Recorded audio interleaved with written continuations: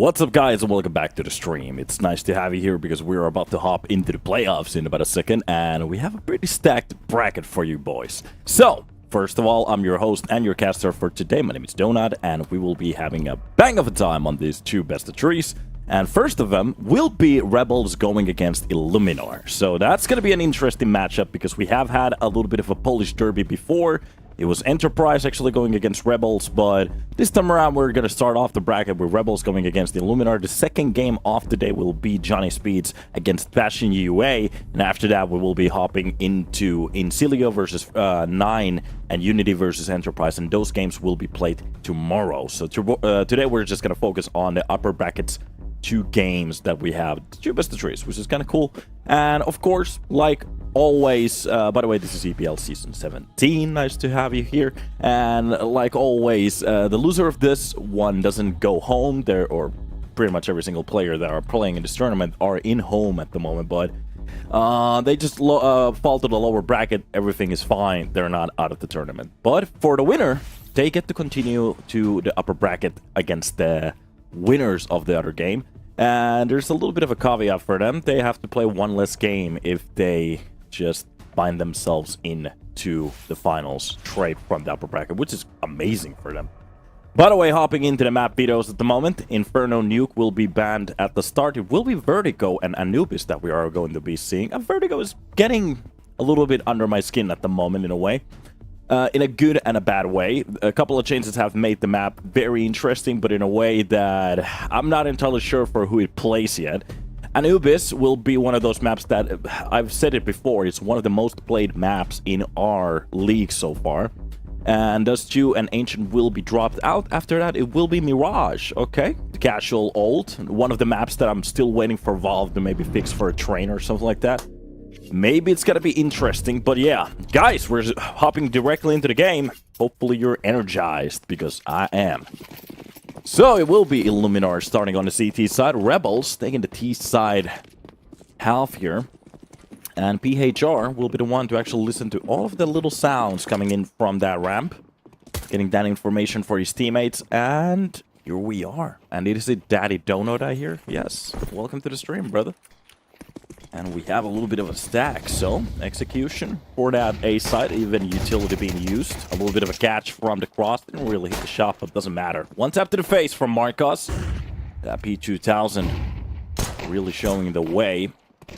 And Olimp will be the one to actually drop down Katziu. At least they drop something for themselves to open up the plant. Here's Kisarek actually coming up with the second kill. The push coming in from the short, but it doesn't really work out. Innocent drop down Furlan.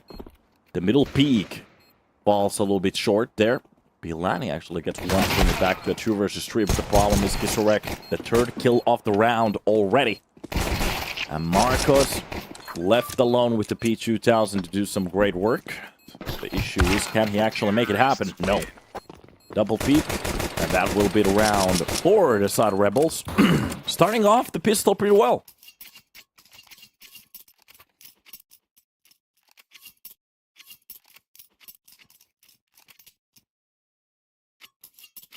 Here we are. In the playoffs. It's been a while. How are you doing this morning? I'm pretty good, actually. I slept well, got my coffee, even cleaned the room just a bit. And here we are. So, after a round like that, Illuminar, well, they won't be spending any more money. Furlan will be taking it chill. Marco's the only one who actually upgraded a pistol. It's going to be that one piece repeating. Now, is there any way possible for the boys to actually drop a weapon here? Olin will be the one to open it up with a couple of kills here at the start. But this will be a very clean round. So, a couple of kills for the SMGs. A bit more money to the bank. And straight away to the second round. By the way, have you guys been watching the ESVC? ESW Esports World Cup? EWC? EWC? That's a weird way to say it. Started off with a bang, huh? Now if we go to our only looking at the first gun round here. Finally getting a little bit more action than just pistols. Inside the smoke, Bilani will be winning the first fight. That's going to be Casey to be dropped. Maybe gets a little bit too comfortable there with the smoke.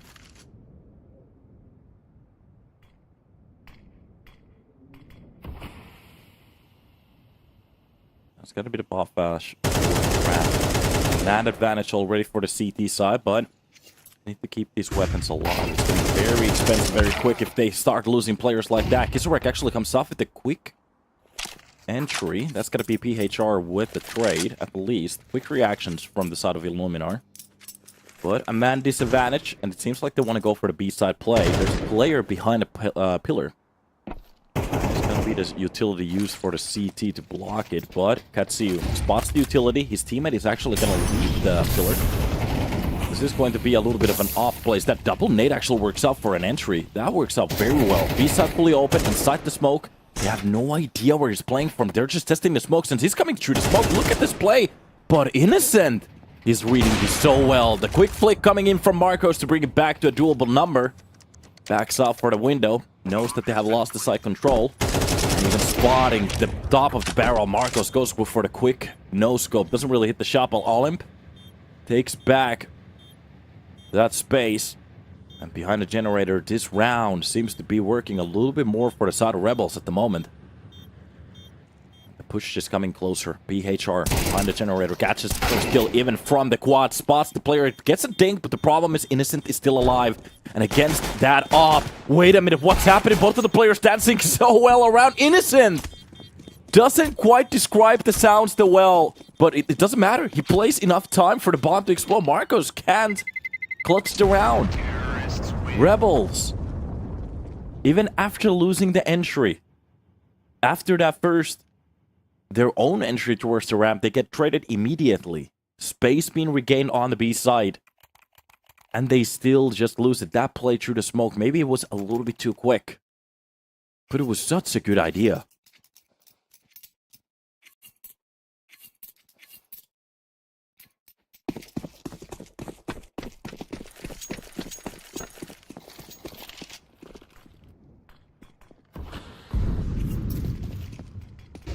Off we go to the races. More to be shown, more to be seen.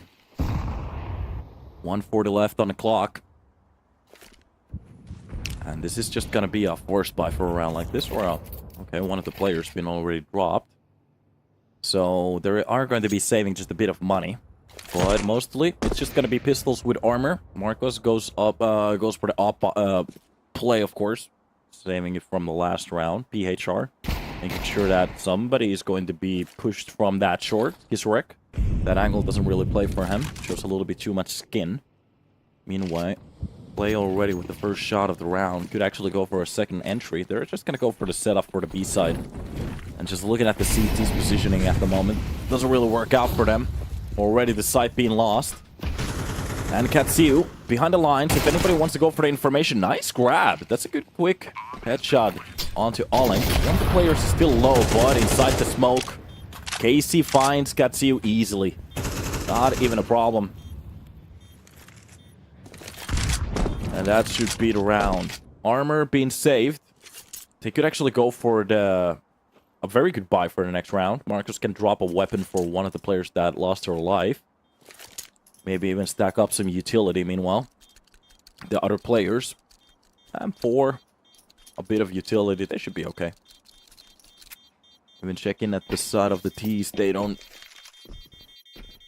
have a Galil or anything like that, so no reason to even upgrade the head armor for Marcos or PHR, so the only issue is Rebels, the way that they have been winning rounds, it's not that they have just won the rounds, it's that they have figured out the hold from the side of Illuminar pretty well. And that's, as a CT, you don't really want that. You want to be dynamic, you want to be surprising in a way. Rebels, they have felt so comfortable on this map so far. Even on a man loss, just going for a B-side execution every now and then. Of course, we have had just only a couple of gun rounds, but this is going to be one of them. If they still can't find a pace here, it's going to be a bit of a problem. It's not over yet. A nice nade at the start. Good nades also. Nice understanding where the CTs could be positioning. Bilani already takes a face full of it. Amazing to see that some of these lower level teams are getting a little bit better on this side. Back in the days, it seemed to be only we buy weapons, we run, and we shoot. We're seeing actually a little bit more tactics come out of these teams. Better utility, better understanding how the enemy is playing. All in all, the tier 3 to 4 is starting to get better. The tier 2 is just looking insane at the moment. Oh, the future is bright for CS. Already from the crane. Kissarak. The Tesseract. A boost on top could actually spot one of the CTs. Goes for a kill there. Wait a minute, Marcos. That's going to be the Opera being dropped out immediately at the start. His teammate from the short, very close to losing his life as well. That's going to be Kissarak already going in for the push, but oh, you can just see the rotations coming in from the CT side. They have no idea where this push is coming from. Utility landing on towards the A side, but this could also be a fake. But the real push is coming from the short. And it's going to be a 2-3 man, actually. One of the players being lost. That's going to be Casey to open up the game against BHR. Gadziu drops down Kissarak, but from the catwalk, the player has to be careful because Flay has sandbag control and drops him. It's 2 versus 3, even from the backlines. Oh my god, they're just losing so many players left and right. But they always get their kill. A 1 versus 2, is this possible? Bilani really needs to turn this into a 1 versus 1 quickly. They can't really afford to lose another gun round. Spots one of the players close to the crane. That's going to be even the information towards the short player. Knows exactly where both of them are playing from. And Bilani somehow needs to figure out how he's going to just defuse this bomb. 5 seconds left. He's actually going to go fully forward, but of course, Casey calculates the seconds. Goes for the first peek. Works out for his advantage, and that is going to be the round for him. Sometimes it works, sometimes it doesn't, but pros don't fake. Timeout, which is needed. Illuminar really needed to talk about what's about to happen. Especially giving out the round start like that. From the boost, they get a very clear kill onto Marcos. One of the issues is that Illuminar, they haven't really gone for ramp control in the conservative kind of way. They have gained a couple of battles there. The problem is they usually give the control back, which is a lot of space for a T to go for the setups and fakes or whatever they want to do. Especially if you get into a boost spot like that and you get to get a free kill from middle. Especially when you drop an Opper. That's really not good. So this could be one of those situations where the CTs could fight a little bit more for the ramp. And from there on out, try to edge the round. I need to open up the smoke. Casey is ready for it. But this is just going to be a little bit of a passive round. Again, Illuminar. They're just playing it from their own side. This time around, getting a little bit closer. At least Berlin will be the one to check the smokes. That's going to be the nade for a ramp as well. Meanwhile, there is a bit of a boost from the middle. So, a double stack for that corner. This player to pop out. That's going to be the kill. That's going to be the jump. And this time around, it seems to be working. That's going to be the nade from the wall. Doing a little bit more damage. And a kill coming in from the side. Okay, a double kill is good for Bilani. And as the sole player, Olymp, wondering how he lost every single player in between 10 seconds of the round. Oh, slept on a wheel as well. Maybe talking a little bit with his teammates. Oh, this is definitely going to be a death. Yeah, they're hunting him. Yep, that's a clean round for Illuminar. So, execution from middle works out perfectly. Or actually the defense. Meanwhile, B side, exactly the same thing goes over there. A double kill for both of the players. And that's exactly how you want to play around. Bring the fight to them. Don't give them an edge. 4-round lead still for Rebels, especially after that beautiful start. That's going to be Illuminar. Popping a couple of utilities this time around. It seems like they want to go for ramp control. The off play coming in. Spots one of the players. There's a little bit of a gap on that smoke and a player behind it. He has to be careful, but on top of it, he's going to go for one. Even spots the second flinger, but Flay finally After that many rounds, he's gonna get the trade. There's a little bit of a gap in that tarp. Oh, he goes for the timing, but it's a little bit off. Oh, true to tarp. Gets the headshot onto Furlan. Furlan maybe tries just a bit too much, but behind the sandbags, BHR has the control. It's gonna be the quick execution. Oh, the play from the middle doesn't work out. All-in pushes into the ladder room at the perfect timing. With that faded knife, it is just gonna be Bilani needing to drop at least a couple of the players for his teammate to get onto the side. If this is going to be another 1v3 or 1v2, this is just gonna be a problem. But from the plant, he's gonna get both of the players even behind the box. It doesn't know exactly where the last player is, Casey. Oh, if he plays this well, he could go for the double exactly like this, but behind the smoke, he's already in it. He knows exactly where he is. Bilani's playing this so well. Dinks the player, Casey. He's so low, and the USP comes out. How does he clutch it? It happens with the timing. Oh my god, what a play. The play was so good. It wasn't his fault. He gets the player from middle, but the problem is in that time, Bilani just walks inside the smoke. He has no idea where he is. Oh my god. Okay, we're getting a little bit more action from over here. That could have been a very good start for Marcos, only if he hit that second shot. Play just drills him through the tarp. Look at this, a double kill behind the lines. Casey in a spot that he can't really help his teammate. And plays it so well. It's just a little bit unfortunate. What a play. A very nice try, I have to say. Seems like him in the chat agrees. Oh, it's not tree choo-choo anymore. So, a couple of good rounds from these teams. Both of them, actually. We have seen some individual skill already shine from the side of Illuminar. Marco's still playing the same angle. Okay, my Roomba is coming to this room. Nice catch from the cross. That's one of the players. Already a push coming in from the ramp. They have been pushed out of their own spot. A little bit of damage, but Olim still wins that fight against BHR. It's a bit of a problem in a way. At Ziu.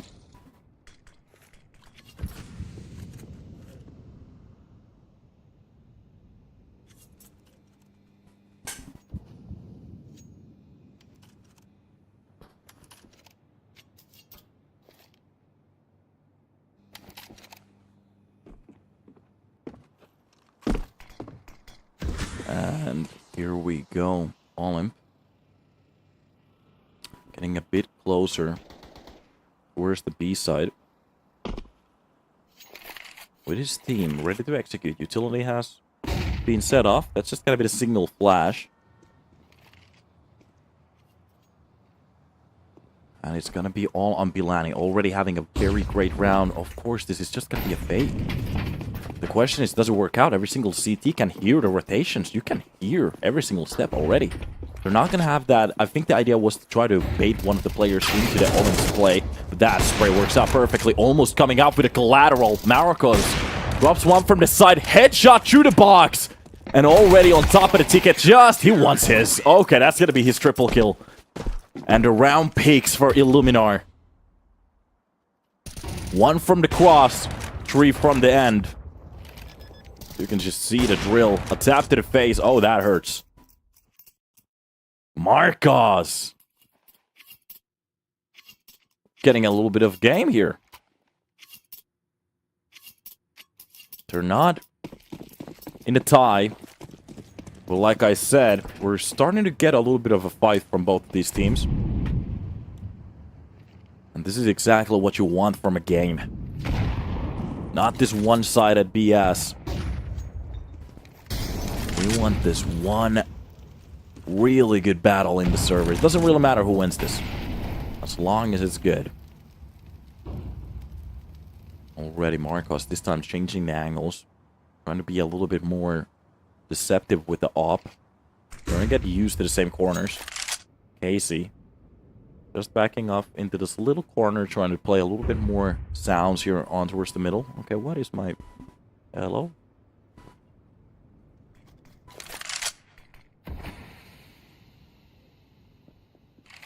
Round just gets very quiet. 50 seconds being played off it as well. Not a single damage. Not really a spot coming so far. Okay, you get to go back to your cave. There we go. So, it's like a ramp play this time around. The Molotov pushing in at the perfect timing. Oh, the swings coming in as well. Furlan goes for the kill. That's going to be PKR with at least a trade. But Katsuyu with Marcos, they do bring the numbers back towards the CT side. The attack started a little bit clumsy, but it comes out as a kill. I'm a little bit surprised there wasn't any more flashes on that mix. From the middle. Oh my god. A nice trade for Casey at least. That's going to be Katsuya with the trade. But meanwhile, towards the B side, that's going to be a nice kill for all. Okay, they're starting to lose a little bit control here. And already the play is coming on towards the side. That's going to be Olip. A little bit closer towards the B side stairs here. There's that one pesky smoke. Katsuya really wants to be sure of it. Goes for the swing and wins the fight. Doesn't matter. Even the better angle from Olymp, and they still win the round. A round away from a tie.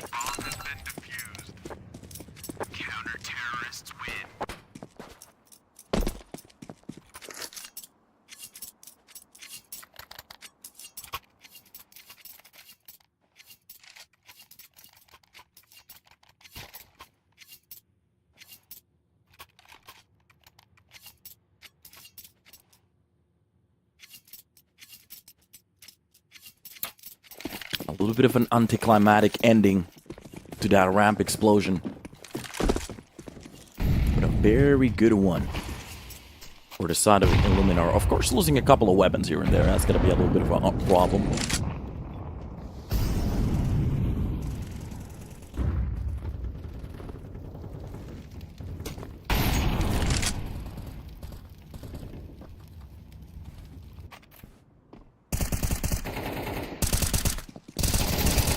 Through the smoke, the last couple of bullets from PHR actually comes up for a kill. That's going to be Flay to be dropped.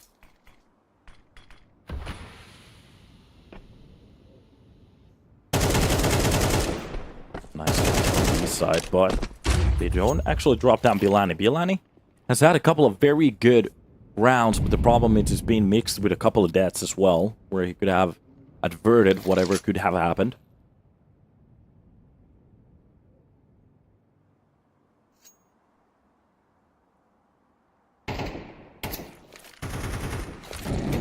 It's gonna be the molly for the short side.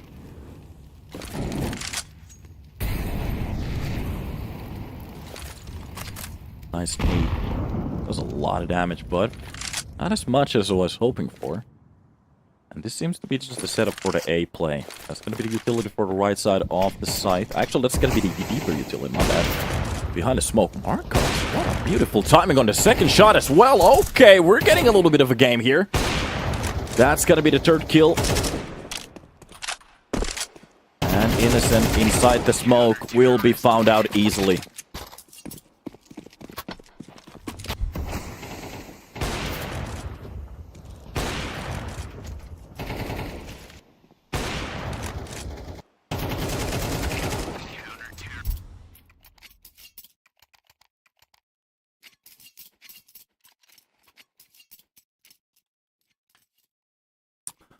And here we go.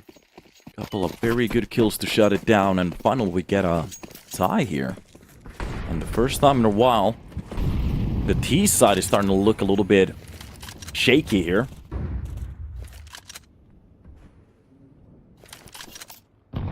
Innocent pushing in from the mid. That's going to be Olymp to lead the charge here. The Tech 9s have been a bit of a problem in a couple of rounds. Coming out with some nice kills, to be honest. That's going to be the nade to try to discharge the push already. Hitting a couple of the players. Innocent does come out with a kill. Bilani Katsuyu actually comes out with a kill, but the problem is he only gets 2 with losing the sight.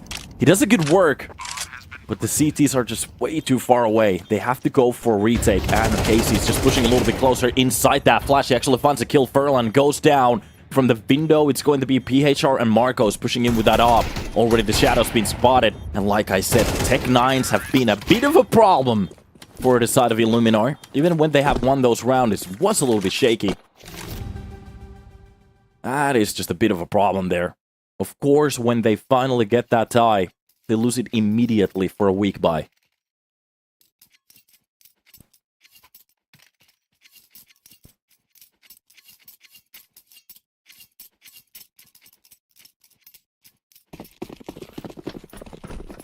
Sometimes you want just a bit more out of it.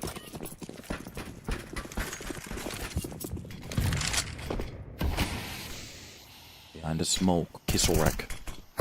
Ready for that crane. PHR has to be ready for this one as well. Behind the smoke. Oh, that just works out for the T side so well. Oh, and a little bit of a trace through that tarp again. Innocent gets the second shot on the Furlan. And just as we were starting to admire the CT side from Illuminar, they have found a bit of a problem here. Every single kill is just a pure entry for the T side. Even if they're losing a little bit of HP, just look at the players. This is a 5 versus 2. And we have played like 40 seconds off the start. Rebels, the only way they can lose this round is by not going with a team. Let's see how they're going to do this one. Bilani will be the first one to maybe spot that player from and bring at least a number back towards the board. They are seeming to push in towards that A side, and it's going to be a double stack now. It's all going to be left into this individual play. How does this synergy work between these two players? It's got to be Marcos with Bilani. Marcos, even without an op, and Bilani, he's going to go for the plays. If he could actually catch a player from the side, that could be a very good start already. Innocent will be the one to actually push in. That is going to be the second player to drop in already. Even dinking one more. It's a 2 versus 2. Bilani is bringing this back by himself. The Polish... Oh, God, Flay drops down Bilani, but the second that I started to believe, it's going to be the rest of the players to drop them. Bilani with a triple. It's a very nice try. But the timing on those pushes just was a little bit off. Just look at that triple. What a beautiful attempt.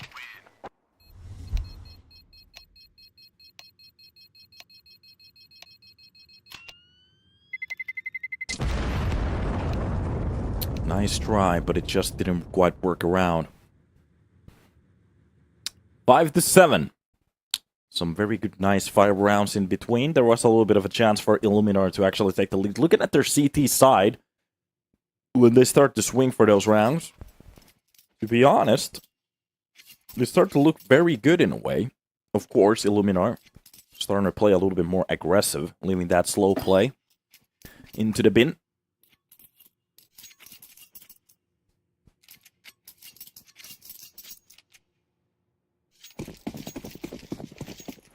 Oh, Wheezy, welcome to the stream, brother. How you doing? How you doing? A finished brother from another mother. Alright, USBs. So, a full stack. Actually, it's not. Every single player. There is one player being left into the middle to spec. Is going to be pushing in towards the B side. It's going to be a 4-1 swing. Okay, Olymp with Innocent. They do drop a couple of players at the start. It's going to be Marcos only with one of the trades, but Innocent comes out with the second one. And this round kind of goes tits up very quickly. Marcos, as the sole player, grabs the bomb. Now the question is, what could he actually even do? Only with a Glock against 4. He kind of has to go insane to tap that bomb on the floor. That side needs to be empty, but he has to go against Innocent at the start. Yeah, he spotted him, of course. Marcos will be the one to actually push onto the side. He's not going to get the plant. He has to fight. Spotting a couple of the players. He needs to hit a shot here to even have a chance. Tags one of the players low. Marcos knows about the player pushing him behind, but it's going to be Casey. And it quite didn't work out. At least an attempt was made. That will be Rebels' 8th round on the board already. Looking very good.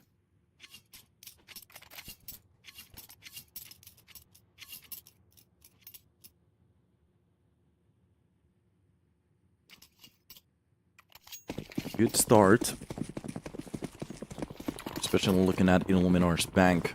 They barely can buy anything. It's just going to be a pistol, nothing else. They have to save. Not getting that bomb down is not going to really give them the chance to go for a Galil buy. It's going to be Olymp catching off Bilan at the worst possible timing when he turns around. It's always a little bit sudden for me that some players decide to spin around for some reason. At the worst possible timings as well. Always keep your head, your crosshair towards the enemy.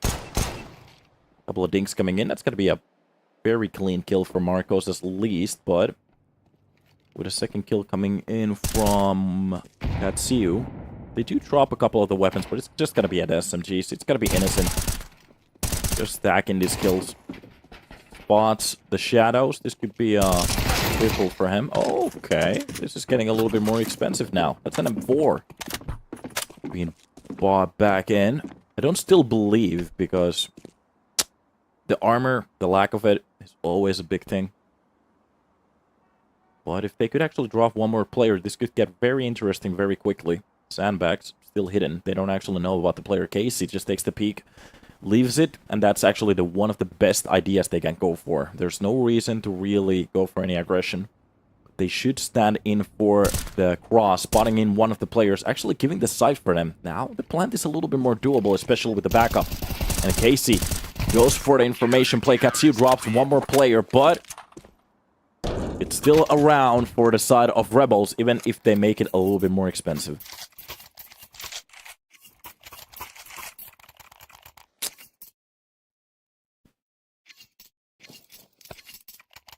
At least an attempt was made. And after this, it will be Illuminars and Nubis. There was a little bit of a chance here for a 2-0. Only if the CT side went better. Well, actually, it needed a little bit more. Utility for a ramp. That will be Furlan to play inside of it. If anybody wants to go for the nade pop, that's going to be the play on top of the crane already. Furlan burns a little bit. I'm not entirely sure if the CTs got the hint, but at least with that drop, they know. Utility already falling onto the site. Spotting one player off the boost. That's a very good kill for Furlan. And they were going to actually go for the second play again. Is anybody going to be ready for this one? No. Nice trade. As long as you have the balls to do it, it works. A player burning onto the site. Catching. Okay, Marcos gives a little bit of a response into that smoke. That's going to be on him to be dropped. Casey gets a kill onto Marcos. There's a player just lurking around. Innocent. Oh, the execution is just getting a little bit staggered at this point. Bilani brings it back to a 2 versus 2, but he has to be careful of the player inside of the elevator. That's a 1 versus 1 now. Bilani drops one before he goes down. And PHR left in between a rock and a hard place, but Casey, oh, he's backing off in the worst possible way, but he still wins the fight. PHR walks into his crosshairs. Very nice way to end out the round. And again, it comes very close, but it's just not close enough. PHR actually placed that pretty well, but the problem is he wasn't ready for the angle. That's a problem. If he went for the full swing, cut the corner just a bit well, it could have been his round. But hey, you know when you know.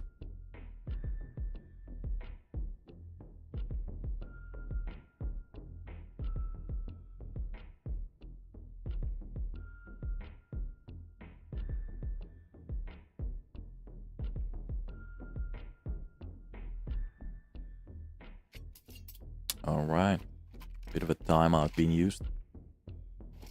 Good spot to hop back into the mix, into the groove.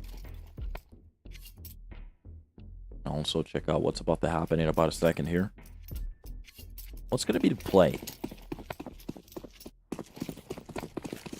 What is the aim for a round like this? Well, it's going to be a kill. For some reason, Allen just drops in.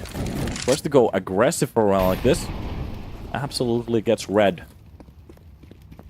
And a very quick kill for Bilani. From the CT side onto the T side, doing a very good job already. That's going to be Katsiu to hold in the middle box. Anybody who wants to go for the information, they have a little bit more space on the T side this time around to go for the plays. And the CTs, well, losing another member like that, that's going to be Casey to be dropped, even from the window, but behind the quad. That's a good kill for Kisarek, but he only is good for one, only if he could have dropped that player a little bit earlier. That could have been a bit of a more chance for the side of Rebels. But 10 on the clock is not going to be enough. If they want to win this, they need the whole full 13. And looking at Illuminar, if they win a round like this, Rebels, well, their money is not the best at the moment. Have lost so many members in between these rounds. Even Flay just trying to keep a hold on to that M4.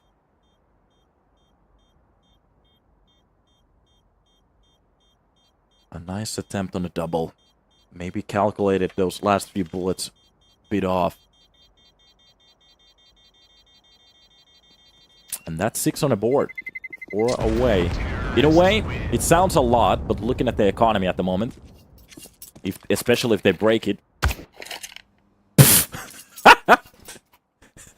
At the last possible second, he got a bullet. Did such a good job for so long. Oh, that's just a little bit unfortunate. Hey, it's Counter-Strike. So, we're gonna see a full save this time around.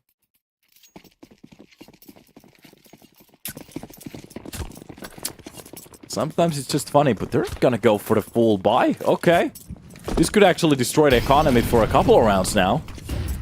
Of course, they didn't really have the money to buy in for the next one, but I don't think that in a couple of rounds it's going to be a perfect buy, but we're going to see. We'll see. A couple of attempts into the smoke. Of course, it's got to be the last bullet to hit the face. Innocent. Catches one inside the smoke. And it's kind of odd to see Innocent struggling against these teams in a way. He's been having some good numbers, 13 to 13 on the way. But that he's been found out inside these smokes and in his corners so often in a way that the Polish scene is starting to look up a little bit. Innocent, of course, a little bit of a legendary player inside that tier 2. Back in the days, posting some good numbers. Nice catch. Almost goes for the second one. PHR. Long distance and Mac-10 work. The 5-7 to drop a second player. That nade was on time. But he just quite can't go for the second kill, that's the problem. So, the man advantage goes for the T side.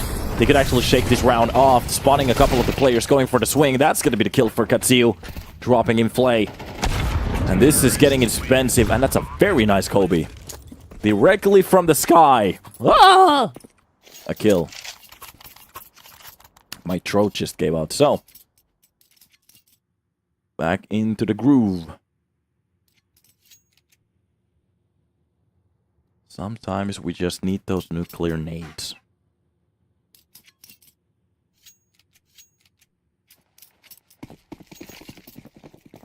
And off we go. A full save. And Illuminar already on their 7th. There's a couple of ways of thinking about this. So, in a way, the numbers are getting a little bit closer. They're supposed to win this round.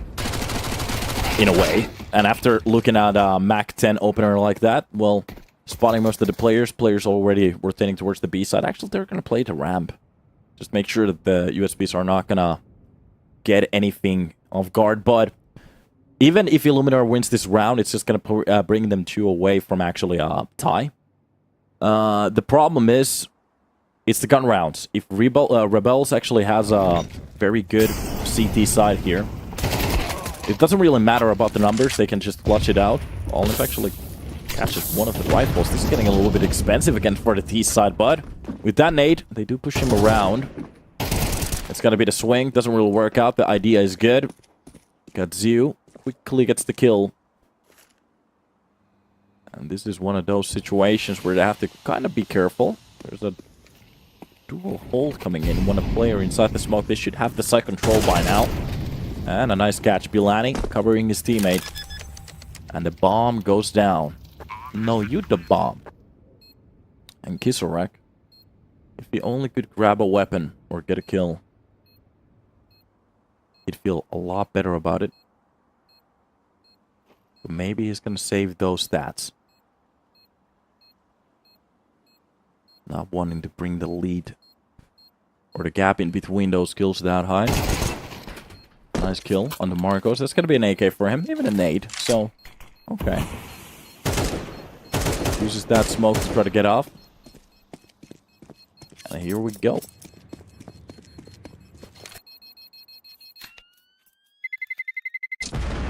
Ooh.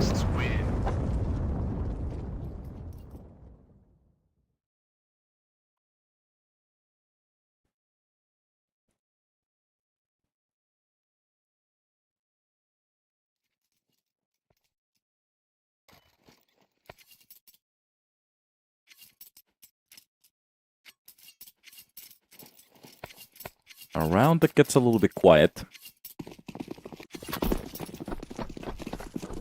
But we good. And here we go. So, let's see how they can actually try to divert this round. So it's going to be Olymp on towards the window. Catches one of the players. That's a double, actually, a shared kill with Kisarek. A very good entry already. And a flash for the B-side stairs. That it seems like they read that as a split for the B-side. But I'm not entirely sure what Illuminar was trying to do on this round. A couple of the players pushing in from middle. I think that the idea was to try to take as much map control as they can. Just go for the challenges. But this is exactly what we're talking about. It doesn't matter how the rounds went previous. If Rebels start to win now, well, the game is kind of done. And this will be their 11th if Illuminar can't navigate into a victory with a round like this. A two-man disadvantage. That's a harsh one. It's possible, but it's a harsh one. On the 51st floor, we'll finally see an attack behind that smoke. That's a nice catch from Marcos to drop one of the CTs already. If they try to push a little bit too early in here, Marcos could actually catch a couple of kills. But from the catwalk, that's going to be PHR with a double kill, bringing it back to 2 versus 2. And from the catwalk, Marcos drops one more. Is this actually possible that they can win a round like this? Bilani left in a 1 versus 1 against Innocent. It's going to be the veteran against the skill. And already going for the tap. And that is actually going to be a pullback of a round with only 3 players. No map control. Losing 2 players at the start. And they just wing it back. Illuminar. Okay. We're getting a little bit of a show here. Okay. Seems like we have a little bit of a love for Marcos in the chat. It's deserved. And I have to say, Bilani, he's not actually... He hasn't gone for anything crazy. Maybe highlightable. The problem is the shots that Marcos have been giving us is just highlight shots after highlight shots. But Bilani, he's been such a rock in his teams. Getting those stable kills here and there. Clutching a couple of situations, actually giving them hope on a couple of situations. And look at the kills at the moment. He actually has a better KDR at the moment than Marcos. Marcos has 20 to 12. That's gonna be Bilani 19 to 11. I mean, Katsiu launching in a couple of these situations. It's actually only Furlan who's lagging behind, but most of these situations, giving that space for his team, not a bad way to play it. So, let's see if they can keep this up. Like I said, it depends on the team who plays this better. And this is just going to be an M4 buy from Kisarek, nothing else. Everybody else with 5-7s across the board. Molotov for the backside of that box. Furlan will be using his utility to try to play a little bit more space from the middle. Been using that smoke, and this is just a fake. This is the idea of this is to try to either keep Rebels guessing how they're gonna play, or even react to some of this utility. But Illuminar, they're already setting up a play. PHR has to be very close in this corner. He's so close to it. Uses utility. I'm not entirely sure how it is possible to maneuver so well that his head didn't spot out even once. But this is just a fake. At the moment, Rebels, they might actually think this is going to be an A-side play, but they have the players on towards the B-side. So a player still, they haven't really budged in their defense. But in about a second, when Furlan goes for the activation, this is supposed to be them losing the control already. Rotations coming in. One of the players on B-side just moving a little bit backwards. And the A-side players, they're still not botching. They're still actually thinking that this is going to be an A-side hit, and it is. It's a full swing back to the worst side, and PHR with one of the cleanest headshots on the round to drop down Kisarek. The bomb goes down even from the gap. Katsiu has been fully blinded away, but it doesn't matter. They have the lead, they have the kills, and this is supposed to be the round. Casey only with 1 inside the smoke, does a little bit damage. A nade to open it up. And Casey, if he could clutch this one. Casey, hello? Are you sleeping? Hello? Yes, that was an enemy. Okay. Not entirely sure if our feed I'm not entirely sure how the smokes has been, because they're supposed to be shown the same way even on the GoTV side. But that looked like a situation where either he was watching his minimap or he saw a smoke in front of him. So I'm gonna give him a little bit of a edge there. But no case to concern. Molotov's been dropped in front of the short. That's gonna be Casey. Oh, again, on a different spot. This time around, it actually works out. Even the catch coming in from the sandbags. Of course, with Illuminar, they bring themselves into a tie. That's when the problems start to seep in. But there was another round where they did lose a couple of players at the start. The problem is that they didn't lose PHR and Bilani. Trigger discipline, caster. Literally when the player is in front of you and every single other player is hidden. Yeah, that's not the situation to trigger discipline. You kill him. What the fuck? Oh god.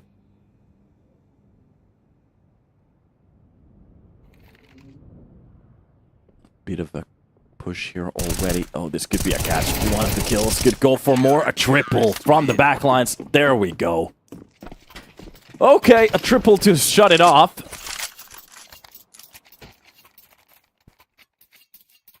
Yeah, so if people don't understand what I tried to say, trigger discipline is for situations where the enemy pushes you, not when you have to push the enemy.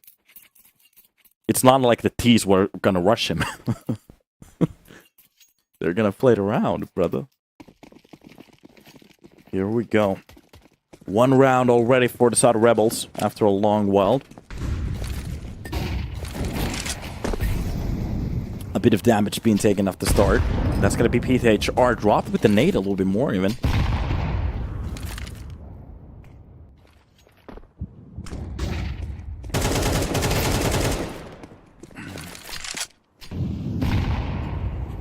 And here we go. A couple of kills at the start again.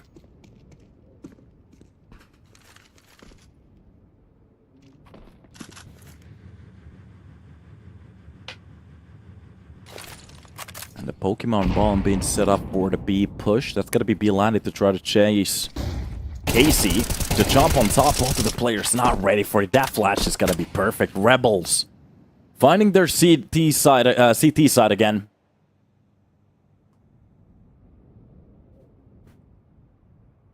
And that's just gotta be Marcos, even with the highlights before, to win a 1 versus 5 is going to be one of the hardest tasks so far. Even with the bomb towards that B side, oh, this is just gonna be hard.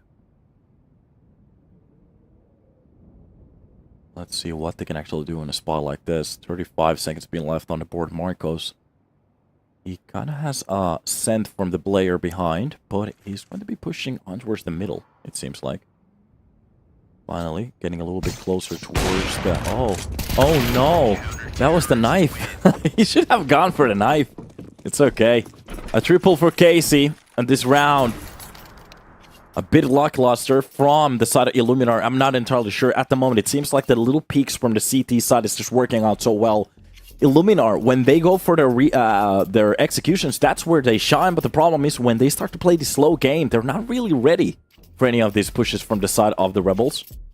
And to be honest, it's basically standard stuff. Of course, the utility timing was on point. But it's Illuminar, it takes them so long to set up plays with that slow style. And at the moment, for the CT side, it just works out for them so well.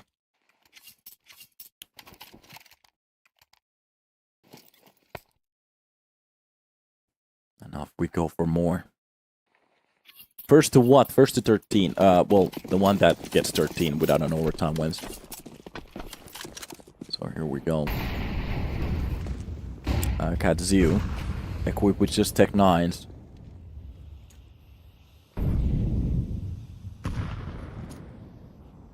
Oh, Cap, you should have... No. Don't time them up. They were just answering the question. They're good boys. They're good boys.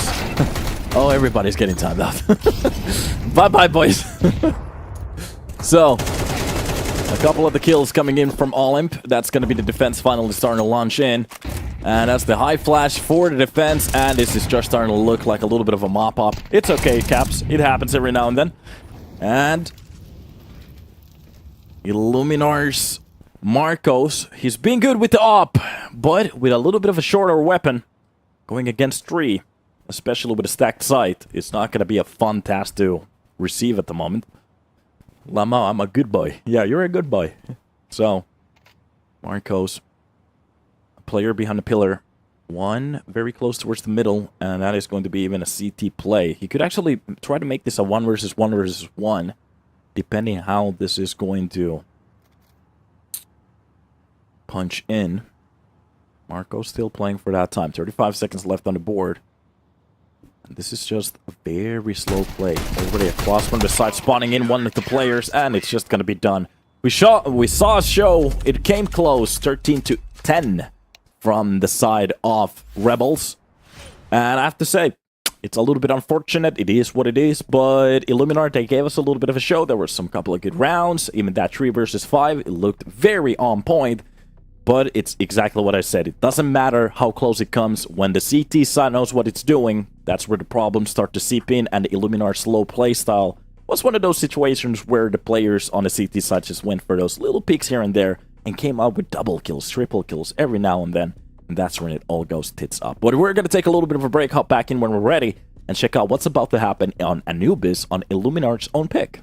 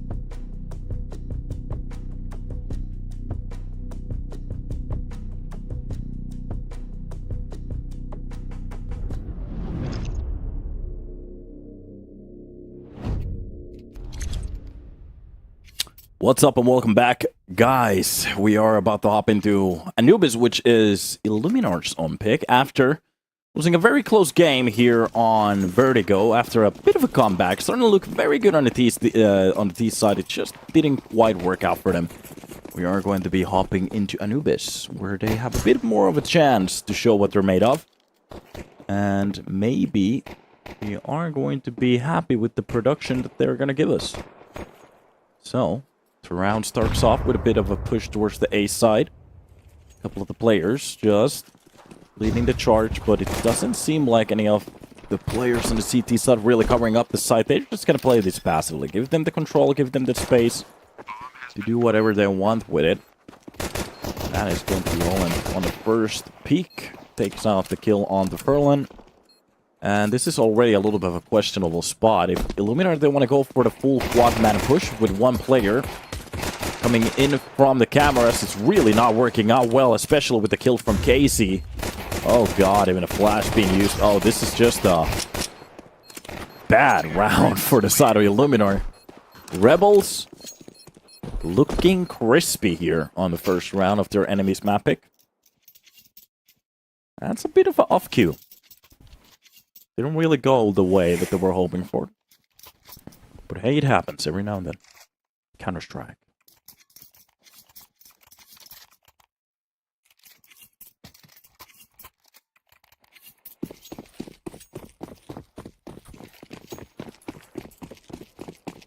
And off we go for a new one. So, quick nade dump for the A crosser.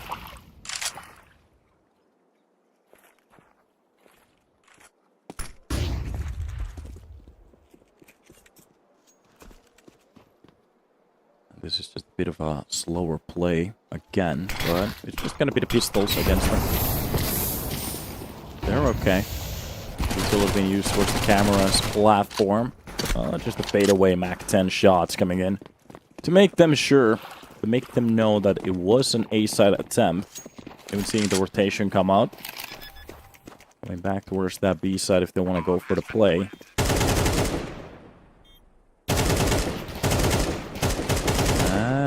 It is just Innocent with an ace. A very simple ace. Every single kill from that push. And that's the first ace of the playoffs. But finally, we're about to see the weaponry. Of course, for the impact on that round, it doesn't really mean much, but it's always nice to see an ace. Makes me happy.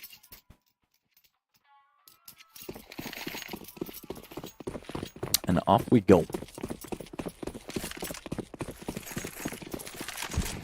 This is where it gets a little bit heated. Especially with the buy. If they want to go for the...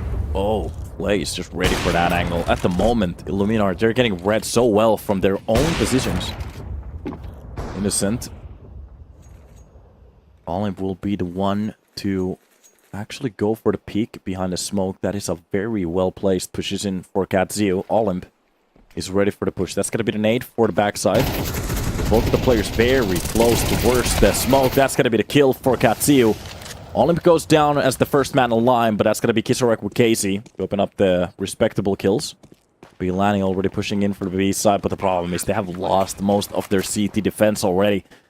This is just a bad start for the Illuminars on their own map pick. Already kind of hoping to see something from the weapon rounds. Of course, there's many rounds to be played for. Still a very good potential for the CT half here. The issue is that they were ready for that push.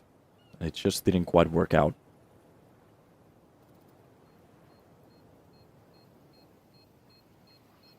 Bomb will explode. And the third round for the side of Rebels will be starting in about a second. The CT side. Looking at the money that they have, they're gonna have to go for score spy. Is this the second map? Yebo. We are here.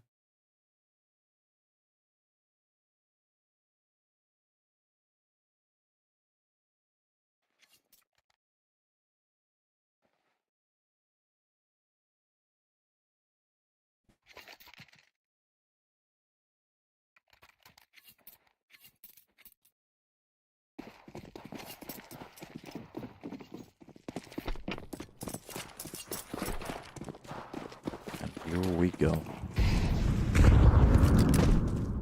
More to be shared.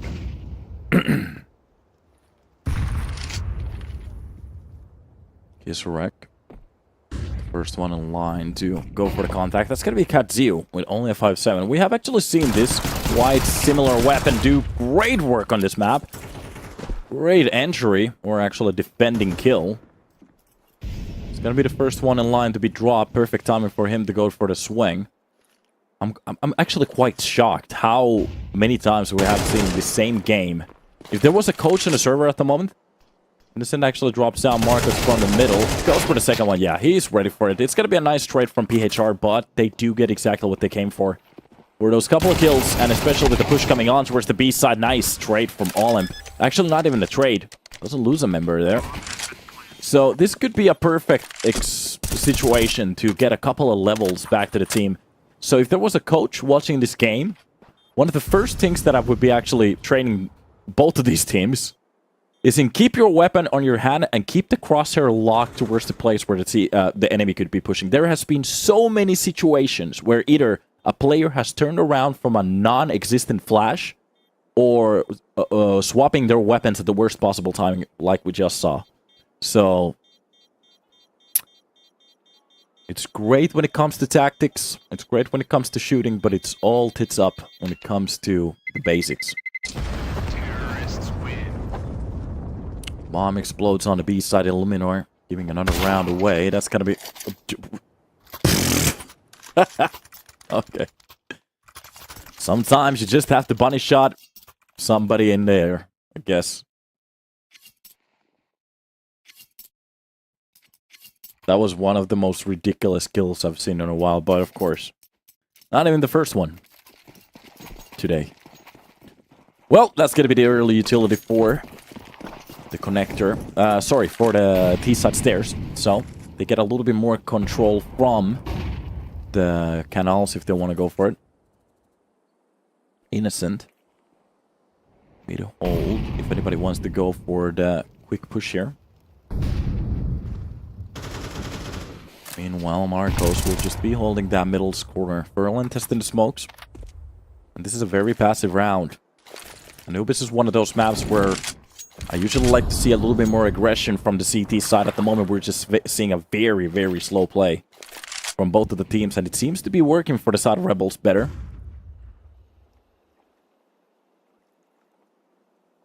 I am back. I'm timed out for the emoji. Yeah, our Nightbot is just a little bit cray-cray. Be careful of that. I've asked them to make it a little bit more lenient, but for some reason, it still isn't. No steps in, no reads from the CT side. This is definitely going to be a B-side play. One of the players rotating towards the temple already. That's going to be the Molotov in before the push. Utility already dropping to the side, but the Molotov is a little bit preemptive. So the perfect time will be happening in about a second, but it seems like they are going to be dispersing this push. It's just going to be an A-side play from middle and the push coming in from the canals at the same time. So Flay has a very good angle with the op at the moment. It seems like the CT side finally gets to read and the push is coming in. Kisarek starts off with the first kill. Marcos catches one in between. There's a player behind the cake dropping in for the player from the May. That's going to be Katil with the double kill. And Flay will be left as a lone player. And a very passive playstyle with a couple of reads works out for the side of Illuminar so well. Rebels, they will be faltering on this round.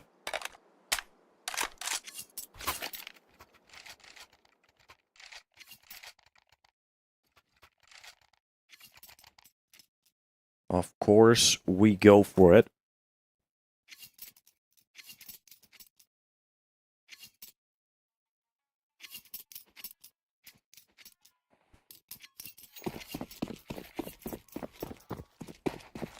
And more to be seen.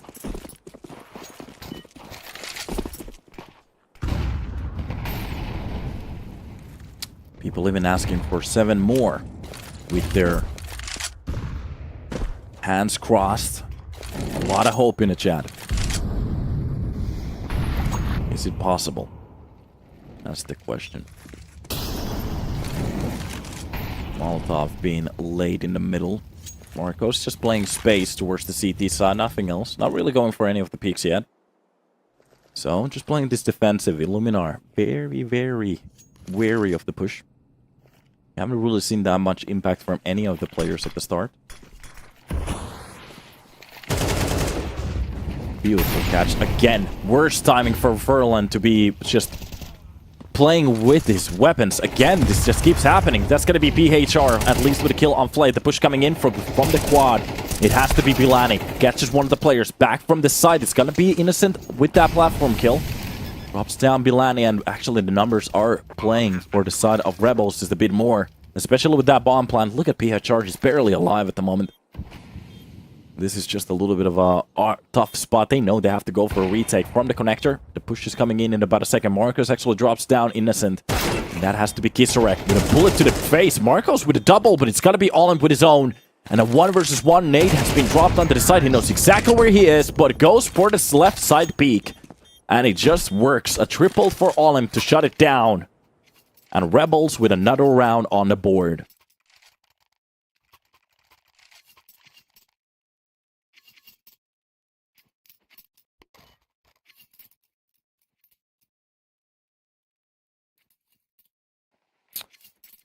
Oh, that just quite didn't work out.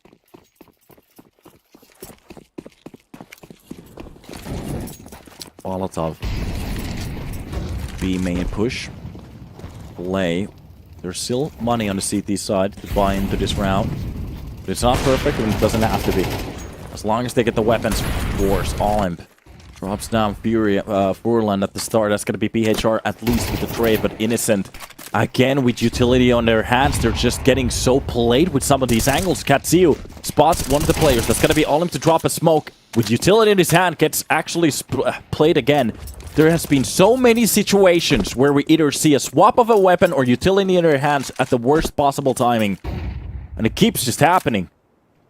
So much utility play from this Polish teams.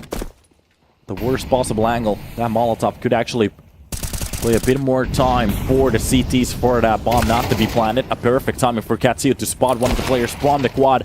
Timing in from Marcos to get that shot, but Flay gets the quick trade. It's going to be Bilani, low on HP, going against the player, and Flay just runs into the crosshairs? Okay. He had the time to jiggle out the bait, but no.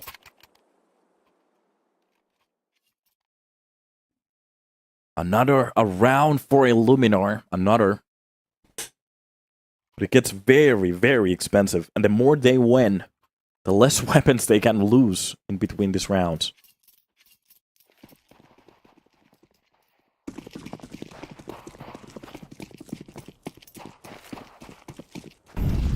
Off we go.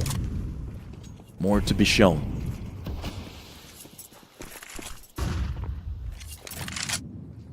This is just going to be a slow play.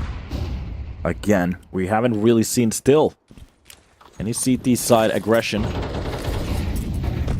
This very passive style. The push coming in, Furlan, the first one to get a shot with that UMP. It's been a while, a double kill coming in from Flay. Kisarek actually drops down the player behind the pillar as well.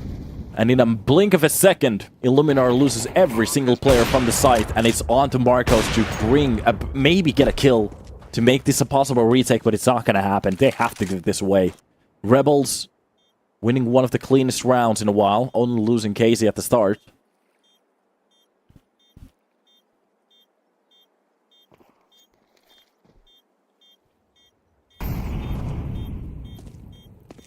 That's just a bit unfortunate.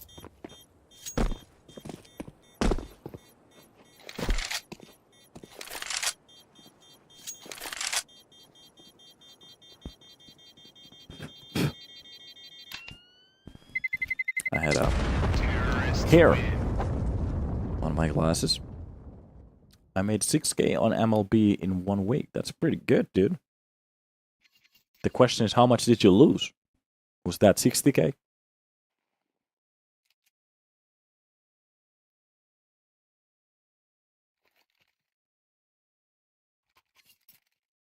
Looking at the buy. From the CT side, it's not going to be good. Just a couple of pistols with armor. PHR and Biland, they're not even going to opt in for one. And this seems to be a round where Katsiu Kind of has to go for the plays with Marcos. They have to be impactful in a round like this. And the push for the middle will be stepping in. Marcos, oh my god. I think what happened right there was that there never was a middle push. And finally when it happens, Marcos was caught off in the worst possible timing. Just tries to get away from that angle. Doesn't even go for a shot. That's just the bolt off the weapons being lost at the start. That's a very weepy round for Illuminar and Rebels. With the 7th round on the board already. Not getting even challenged on this round. Innocent just making sure that all of the exit frags will be gained. Spotting one of the players towards the B side as well. It's gonna be the nade behind the platform over here, but... Cap. PHR. Yeah. That is a perfect round from Rebels again. This is Illuminar's own map pick. I want you to keep that in mind. They pick the map. Nobody else.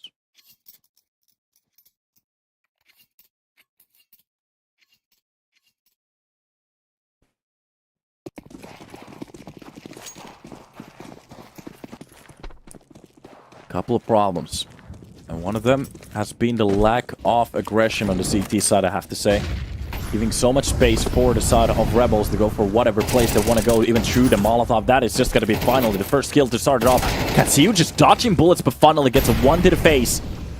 The swing didn't work. Casey, with a double peek with his teammates, just drops down PHR as well. They even spot the player towards the camera. That's going to be Kisorek to drop down Furlan from the backside push. And the CT side losing another round again. Inside the smoke. Oh no. Innocent was ready. And Marcos, even with the buy, oh, it just doesn't look good. Absolutely destroyed on their own map here on the first half, of course. If they could actually simulate this T side, anything is possible. But the problem is these are so many rounds that they're winning already. And it's not even about how they have... it's not even about the rounds that they have won. It's how they have won the rounds. It's just literally just running into some of these rounds. Some of these sites, easily just picking off players left and right. Nobody's really even challenging them sometimes. They even got the first defending kill. But it just took way too long for the CT side to actually finally push in towards that A side. On the previous round, Marcos gets absolutely blindsided on towards that mid. And looking at the game at the moment, you would actually be surprised that Illuminar picked Anubis and not Vertigo. Because on Vertigo, they actually look pretty good. So... here it's getting a little bit questionable at the moment. Maybe this was supposed to be a punish pick. And Rebels was the one to punish.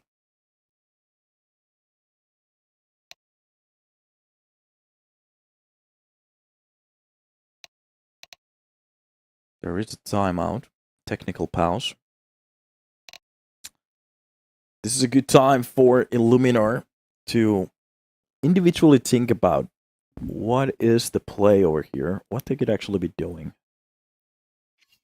For a round like this, what has gone south? From the B side, very quick pushes. Basic utility, but somehow we have seen many times in a row some of these CTs. Even Ts, to be honest, but they have won the round, so it doesn't matter that much. But we have seen switching of the weapon at the worst possible timing, pulling out a utility in an open space. We really don't want to be doing that. That's going to be the double mollies to cover out the broken wall and the platform. And this is just a fake. Furlan, sorry, Rebels, they didn't go for the full play yet. And the smoke to cover up the push, that's a little bit lackluster at the moment. Katsu could actually use that for his own advantage. He is ready for the swing to come in. There's already a CT in towards the side. He still loses the fight, Furlan! That was your angle! How do you lose that one? B-side push didn't really work out. First time going aggressive, still losing your life. It's a bad situation to be at. Marcos at least drops one of the players. He has to be careful of the B main push. Smokes it off for himself. Gets a little bit of a better spot here. And this will be Bilani to push in. That nade is gonna be perfect, but he still gets the headshot. Oh my god. Spots the corner. Marcos goes down. What a beautiful peek from Casey. A double one to open it up too. And that's gonna be all him to drop one of the players. And Illuminar, they have been played on their own map. It's not even funny anymore. This is literally them just opening the site with just a key.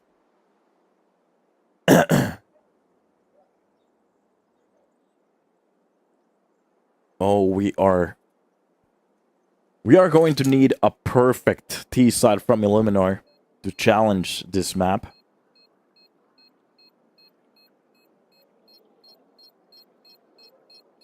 The two passive game style finally biting them in the ass. Didn't quite work out. Of course, hindsight is 2020.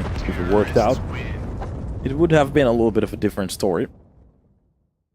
9 on the board. That's a lot of rounds. 7 rounds to split these two teams, and there's still 1 round to be played for. Oof. There is a way for them to come back into the game, so if they win this round on the CT side now, they win the pistol, that's going to be 4. The round after that, depending if they get a bomb plant or not, but if they got the bomb plant, it's going to be a little bit of an easier round to play against the gun rounds. So that's going to be the 5th round. A save, 6, and maybe another gun round win. That could pull them into an 8. 8 to 7 is potential for Illuminar to get in with the straight swing here. Meanwhile, for Rebels, if they win this round at the pistol next, it's only a round after that will be bringing them to a map point. Beautiful entry from actually defending aggression kill in a way. Furline catches one from the connector. This time it seems like Rebels are just melting away. These M4s just picking players left and right, and Olymp left alone.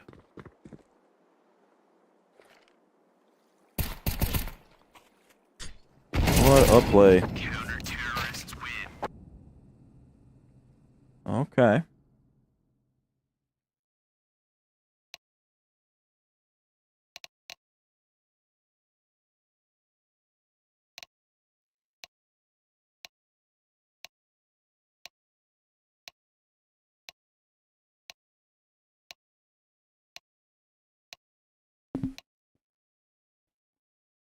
Is it possible for them to get a turn to this game here?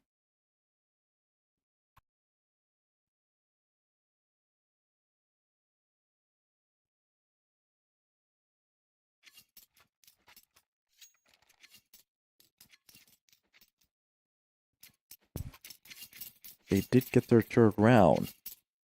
And I did bring up a very convincing story how they could actually win this one.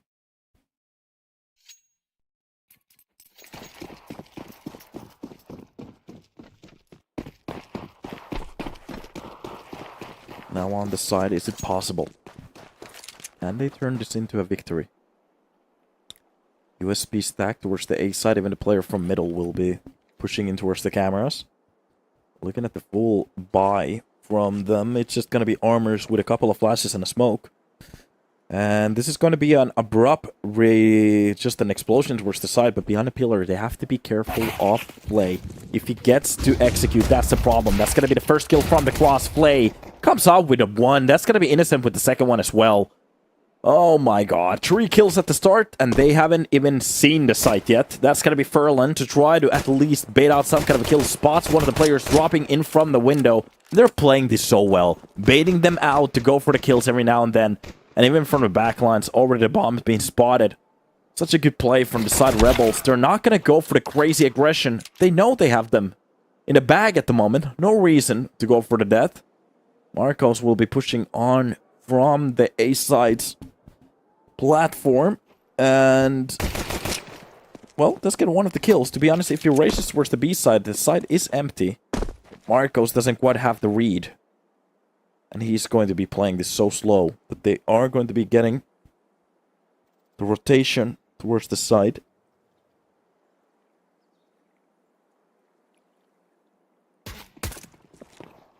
Couple of the shots not really landing. Spotting one of the players on the platform, dropping on towards the side. It's a 1 versus 2.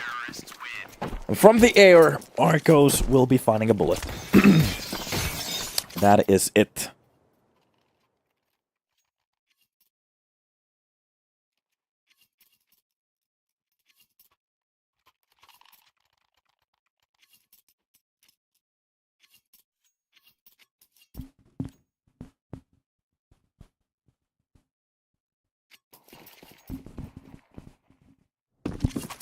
And off we go. More to be seen and shown.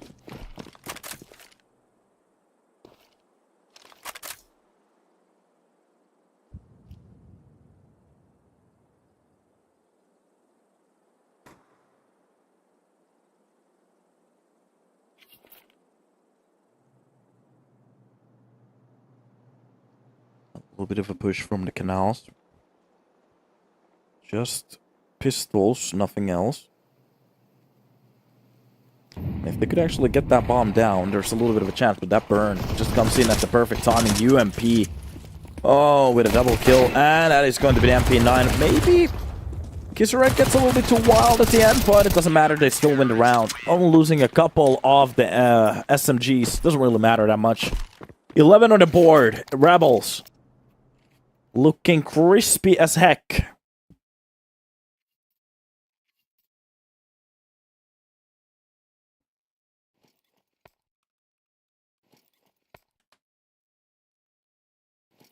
And here we are.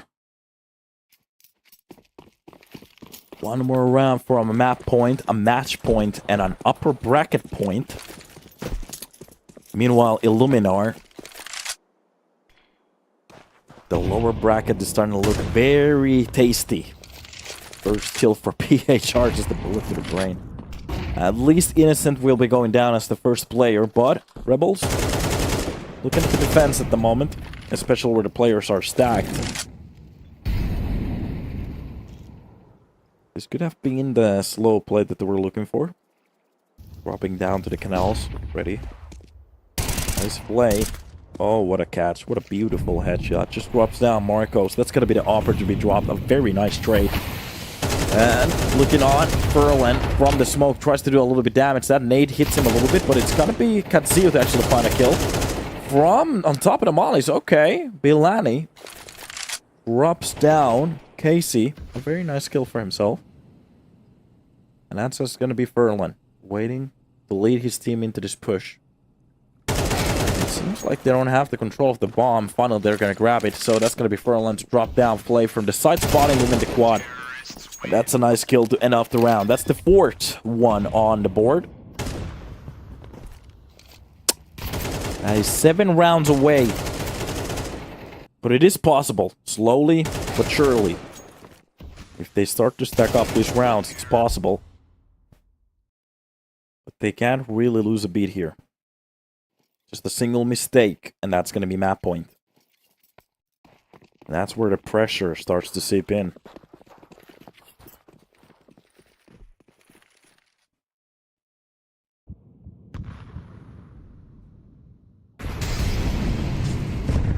Canals control, close control from the T side. They're just going to march in here. It is going to be a little bit of a cheaper round. If they can get this TP side into a trade loop, what the hell is going on at the moment? They're going to get the first and the second kill. Innocent comes in with one. And the push towards the B side, they still have a player in it. They might not actually know it.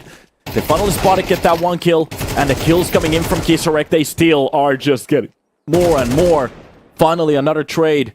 And Katsuo does a lot of work here to try to bring his team back, but Casey executes Marcos. And this is just a bad situation to be at. Katsuo might actually think that this is the last kill, but he should know that that kill came in from Innocent. There is still a player in behind. 3 for him. And this is a very catastrophic round at the moment. He kind of has a little bit of a... No. No! A jumping hit! That USP just traced him in the air. And they actually lost to a full save.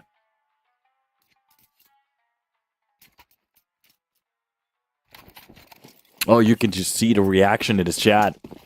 Better's gone wild. A lot of frustrations. And that's why I don't bet anymore. Because whatever can happen, it's just not good. Oh my god, what a play. So, that went tits up very quick. Canals control, Furlan. One delete the charge into this hold. And after the bit of a lackluster round, the second molly to hit, you can just see it sparkling on the floor at the moment. That's gonna be Furlan to use his own. Utility being used. It pushes in towards the connector. That's gonna be Nate to deal a little bit of damage onto Casey, but launches into the perfect timing on that push. That's gonna be the kills coming in for the CTs already on the site. And that is it. It is done. It is dealt with. It is over. I have to say, this was a very one-sided game from the side of Rebels. Looking very good on the server. Even on their enemies map pick. To be honest, actually looking even better on their enemies map pick.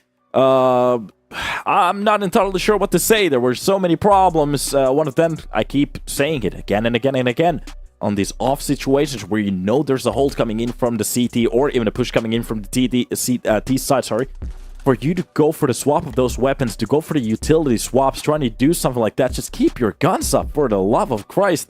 But it is what it is. We are going to be hopping into the next game, which will be starting in about a second. So, hopefully you guys enjoyed, and congratulations, Rebels, for winning the first game from the playoffs. Illuminars, of course, they're not dropped out of the tournament yet. They're just gonna drop into that lower bracket, and from there, they get the fight on for the next day. But it is going to be the second match for today. We're going to be hopping into that one after a little break. See you then.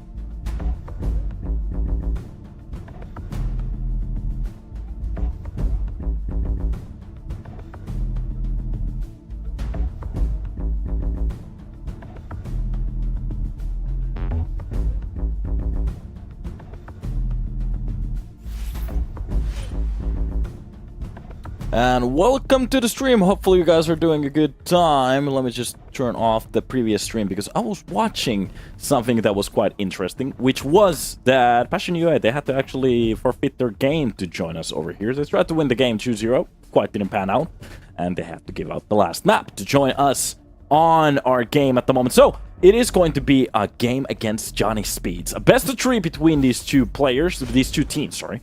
And yeah, I'm not entirely sure what to say. So Passion UA, you know, it's the same old, Fear Jambo, Jax Modes, Aschilla, and Zero Fix will be playing on the Ukrainian side. Meanwhile, we have a little bit of a Swedish talent lineup mix, whatever you want to call this. A team that actually beat NIP on their previous game, which was kind of interesting. Let me actually check out what kind of a history they have, because with this lineup, they have been looking ridiculously cute. It's going to be Shine, Bob XD, Shazzy, Spook, and Royf.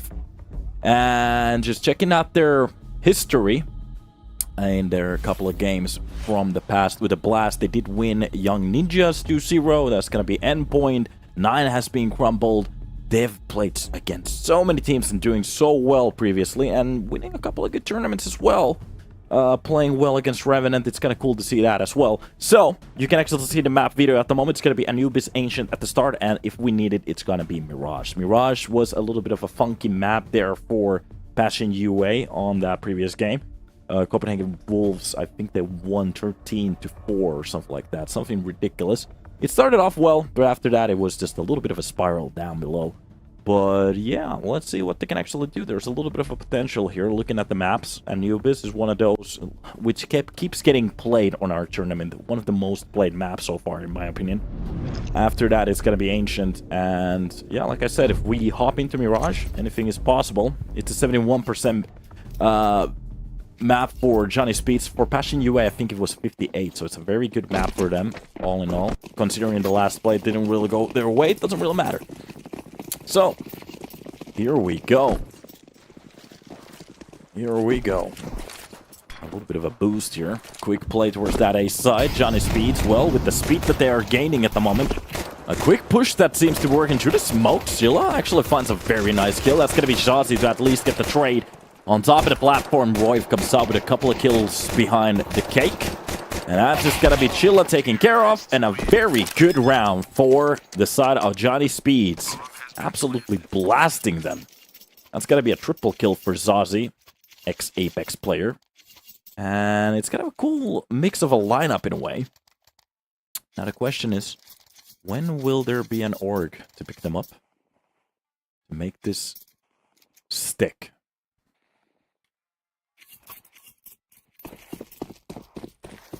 Not entirely sure if... Yeah. We are. Such a mix of the players. Okay, Pop XD will be bringing this Galil towards the med. Meanwhile, slow start.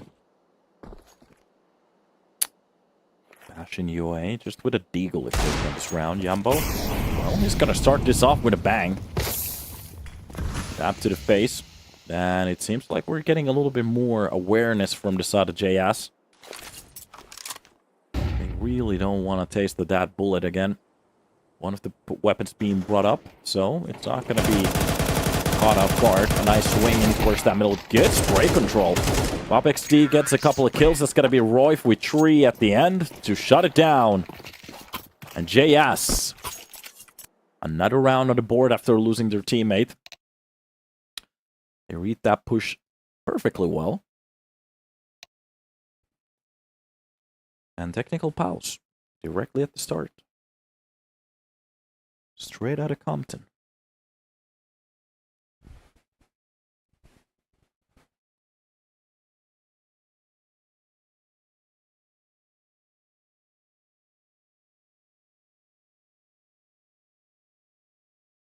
At the moment, it's raining a lot here in Finland. It's getting moist, in a way. Seems like we're starting with the map directly. Little issues getting fixed. And of course, a buy round from the side of Passion UA. 4 M4s and an MP9. And looking at the majority of the utilities coming in from the side of Chilla.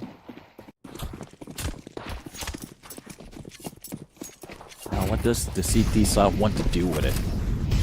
They're Early utility being used towards that middle. It's a lot of space for the T sides already. One of the players actually dropping to the canals. This is just going to be a B side execution. Nobody's actually even watching the connector. Somebody has to be aware. Already the feel coming in. Fear comes up with a double. That's going to be Jumbo with one, but Zazi drops down Jumbo. Chicasmo makes it happen with a double and a shutdown of a round. Well read from the side of Passion UA. For a little second, I was a little bit worried for the players getting caught off guard, but it works out for the best. And here we are. With a round like that. Le Passion UA. The first round. And not actually losing that many weapons as well. You can see the buy coming in. Easy peasy. And off we go. The scouts coming in from the side of Draken. JS, they are not going to miss the speed. Directly for a buy. That's going to be Tech 9 for Roy. Bob XD with a Galil. Spook and Sazi. Opting off for the classics.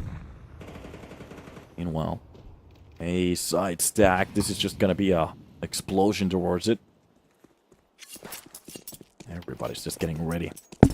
Scout still posting whatever is going to be happening. If there's going to be a push from canals, they should be aware of it.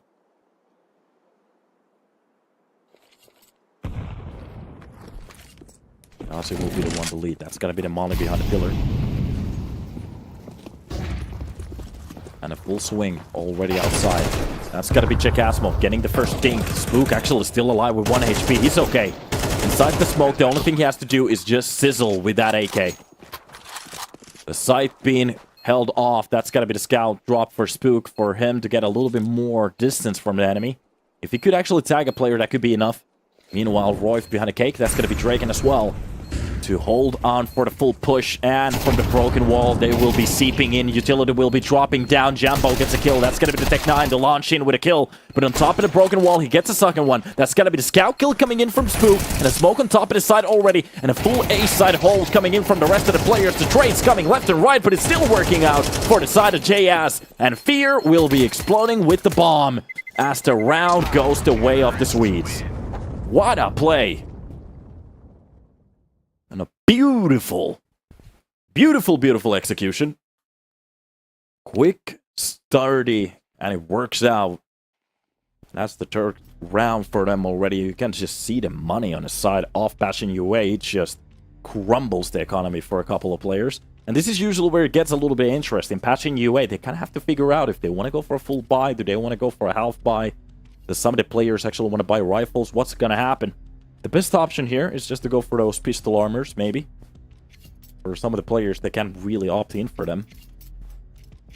But there seems to be enough money in the cash registry that they could actually buy up and opt for an next one. 2,400 will be added on top of those numbers, so that's a good amount of money. It's raining a lot here at the moment. Holy, I was thinking about maybe fishing today, but it's not going to happen anymore. That is done. So, off to a new round we go. And it's looking bueno for the Swedes in blue. Early pick from Canals to spot out the player on connector. Spooky. Molly's out. The connector hold. That's going to be Sazi with a beautiful hold off that A main player. Spook actually drops down Yambo. So, early picks works out for the Swedes. Now he's going to be the Deagle ready to swing into action. Sazi maybe might have lost his life there. Yeah, I've seen a couple of Deagle shot actually being very crispy so far.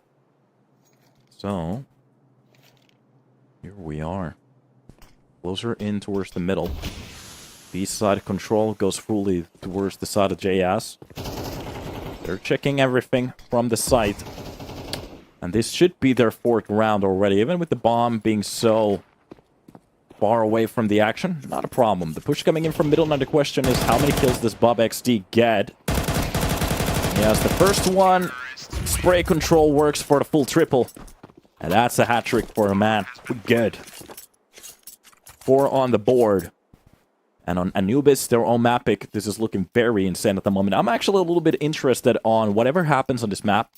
It doesn't really seal it to me. When we are going to be hopping into Ancient, that's when it gets interesting. Because if we hop, if we get that third map, we drop into Mirage, yeah. That's where it gets interesting as heck. Just looking at the percentage from both of the teams. Ancient is an 80% map for Johnny Speeds. Of course, Passion UA, they have played it a heck of a lot more, but it's one of those things. True to smoke, doesn't really work out, but Zero Fix comes out with the first kill with a quick trade on Zazie. So it's a 1-to-1 trade, which in my opinion at the moment seems to be playing a little bit more for the T side as they are getting closer towards the B side here. Fear has to back up directly, and he's just going to play that close corner from quad. Bob XD. Oh, he's hungry. He's just waiting for more. Meanwhile, as Chilla will be scaling the corner, Fear will be using that nade for the full double swing. Oh, it's a double for the man. Welcome to the server. Bob has a couple of bullets for you, and that's going to be Jaxmo. Just wondering what happened, losing his teammate like that very quickly on, both of them. And that has to be a seal on the round. Passion UA, there's nothing they can do anymore. If they want to go for the retake, the problem is they might lose that off, and even the last M4. And Bobby.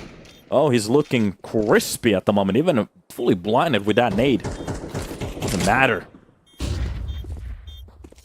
If there are kills to be had, sorry. He's the one to get him. Bob XD actually one of those players that I've been following for a little while. Back even from the East Portal days, playing on random teams. One of those names you should be keeping an eye on. To be honest, when he launched into... I don't remember exactly what team he hopped into. I was waiting for him to do a very good job on that roster, but it just didn't quite work out. It was Godson, yeah. The roster just didn't quite work out. It was one of those things. But it's kind of cool for him to find a spot here in Johnny Speeds. And be one of the names to focus on. 7-3 at the moment on the server. 9-3 actually after those 2 kills. Ooh. J-ass. Crispy.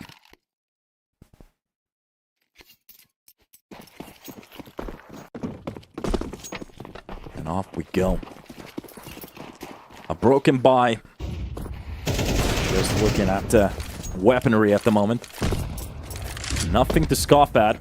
Still something... The Johnny Speeds might actually lose their life too. That's going to be Zazie on the first one to attempt the entry. Close side, has a very good understanding where the push is coming from. Oh, it's got to just be a drill warfare. He's going to win that one. Doesn't actually even take that much damage at the end of the day. Of course, an MP9 doesn't really drill through those boxes that well. And Fear will be the one to try to get a bit more aggression from the B main. Maybe if they could get the control, even the kill back. It's a very good start. That's exactly what's about to happen. 5-7 actually catches Pook. Even that MP9 gets converted into an AK. The problem is, they're so low in HP. But the man advantage works for them. Jacasmo actually comes out with a second kill. It's a very good round for the... It's not a Passion UA at the moment. Johnny Speeds. Kind of wondering. We got off guard just a bit, especially with that entry. Not doing anything with it.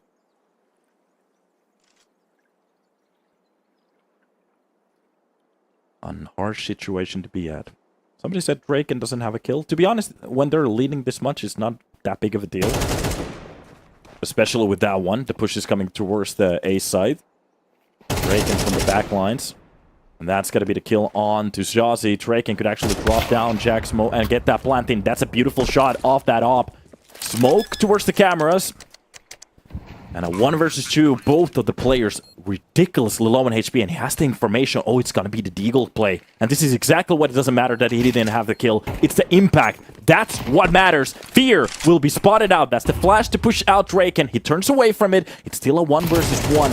So far away from the other side of the action. Oh, the Deagle pops in again. Okay, maybe it does matter that he doesn't have a kill.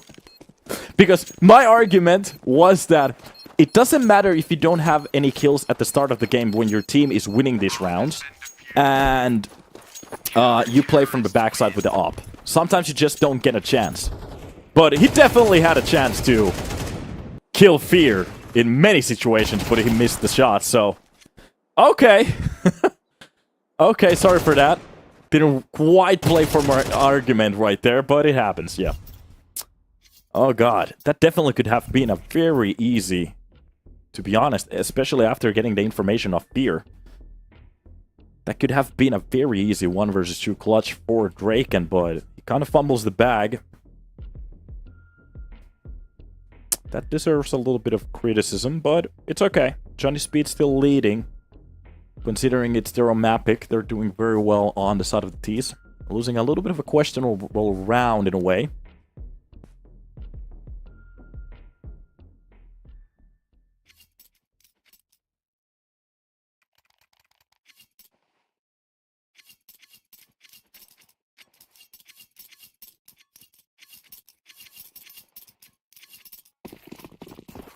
And we are hopping into a new one. That's going to be round number 8 on the board. Spooky! Still waiting for a little bit more action. Very heavily Bob XD based game so far. Shazi also with 8-2. Some good numbers from a couple of players. Just waiting for the rest of the players to kind of wake up here. Of course, very early on to the game. So, no problems. No hay problema, niños. That's the molly to play the A-side area again, but this time around, they're not going to play the close angle. It's just going to be behind the pillar, spawning one of the players. Jambo gets a lot of damage from that. That's the molly and the nade. They already know that they have backed up from the side, but you can see barely any reactions from the CT side. They don't believe it's going to be an A-side play. One of the players will be rotating towards the middle, but it seems like Johnny Speeds, even with the contact play like that, they're not going to go for the A-side swing. So this is just a little bit of a contact at the start. The first layer of the round, and the idea here is just to get a little bit of a touch. What kind of a play could be possible? What kind of a hold are they going to go for? Roif or Rolf? I'm not entirely sure still which one it is. If it's Roif or Rolf. If there's any Swedes in the chat, you know. Normally I is an 1. But you know it is what it is. Hey, main control. Chilla comes out with Jaxmo. They hold it off. Okay. A double for Chilla. Jaxmo gets 1. That's going to be Draken to donate a very expensive weapon. And a 1-tap to the face in towards that middle. Bob XD just gets absolutely dropped by Jambo. Oh my god. That's a bit of a problem. The early round was very good. The start of it. The way they got control from A main, the way they start to scale back towards the site. It seemed like they have a good idea, but everybody's just going down for that one spray. Okay.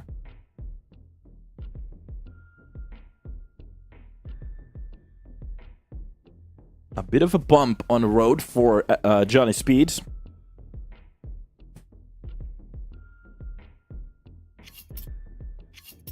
And not the way they were kind of hoping to start this map. That was that 5-1 start that looked very good. But now, Passion UA, winning a round, barely losing any players. It's going to be amazing to their economy. Actually, they didn't lose anybody, so there's going to be a lot of cash for the next round. Even if they go down fully as a lineup. Of course, for the CT side, it's very easy to get that money loop. Spawning one of the players in the middle. Bob. Oh my god, he barely stays alive after that run. That Molotov with the nade was perfection. Perfection. That's Chilla. 4-6. Already on the last round, coming up with a beautiful double. Could he actually do it again? That's the question. This time around, Johnny Speeds will be playing the slow play outside of the A main area. Spook actually will be holding down the middle. Behind the door, like an agent, just waiting for a push. Anybody to come out with an information play here. That's the molly for A main. And this is a very defensive spot that we're seeing from Passion at the moment. Smoke landing for the window. This is going to be the execution. The flash pops in, but the double kill again. As this time around, it's actually going to be through the smoke, but that's going to be a weapon for Spook. Drops out. One of the players comes up with the op. Actually hits that shot onto Chilla, but it's got to be Jaxmo's nade to actually drop down Spooky. A man advantage for the side of Johnny Speeds, but they know where one of the players is. Somewhere inside the window. Bobex is so low from the previous run. Barely stays alive. That's going to be Draken to at least drop one. In a 1 versus 2, he gets swung on after that molly. And that's another round for Passion UA. It's a very good execution towards that A side, but the problem is, even with losing a couple of players, it was actually... That wasn't the problem. It was the fact that nade caught off Spooka in the worst possible timing to open that door. Of course, it's not Spooka's fault. He didn't really know what was about to happen, but... It is what it is. What with the broadcast HUD, it's annoying switching stats to money. To be honest, both of them are important. I kind of lean into the way that both stats should be shown, money and the stats. But they wanted to go with a very clean one, so I do understand that.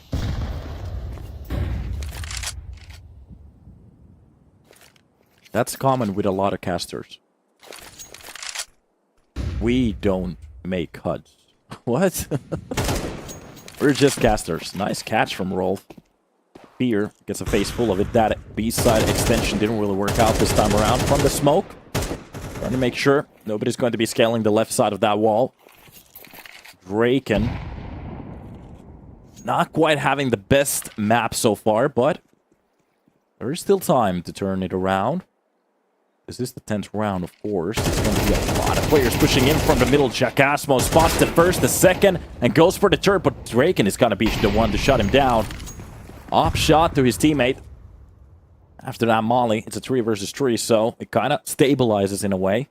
And looking at the CT holes, they are focusing a little bit more on towards that B side, but it's going to be Zazie to try to fake it. Wolf actually finds a very good kill onto Jambo, drops down one of the players, and this is going to be a B-side push, especially by dropping that player from the connector. But a nice catch from Zero, and he could actually play this from the quad, depending how he catches all the players. That's going to be the second one. Could he go for the third one? Of course not. Zazie puts a stop to it, and it's being dropped back into a 1 versus 1. The bomb plan goes down, and Chilla already on alert. Now the question is, how does Zazie reach this one?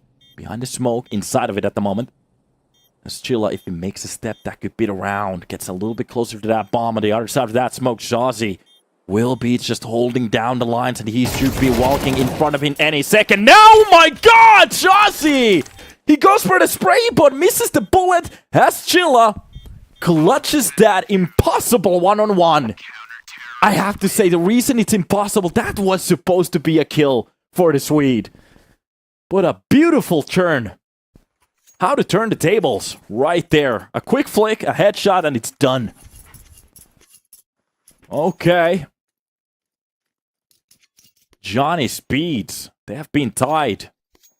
With that beautiful start, it just crumbles. As Passion UA, they are pulling these rounds back, and it's starting to look very good for them. Jambo. Okay. 5-8, of course. Not that many opportunities so far, but bit of one to show us something. Meanwhile, Draken is just going to scale a little bit closer towards the connector. He's not going to be holding that up this time around. On the other side of that smoke, it's going to be Zero Fix. Spook gets a bit closer. That's going to be the molly. To get a little bit more control for them. Roy takes a little bit of damage here. Meanwhile, push coming in closer. Zero Fix with a beautiful double. Again, I have to just say it. These kills, individual play, and he goes for the third one as well. Zazie actually burns down Chilla. That's gonna be Rolf with the kill on Zero Fix. Rolf just got dinked.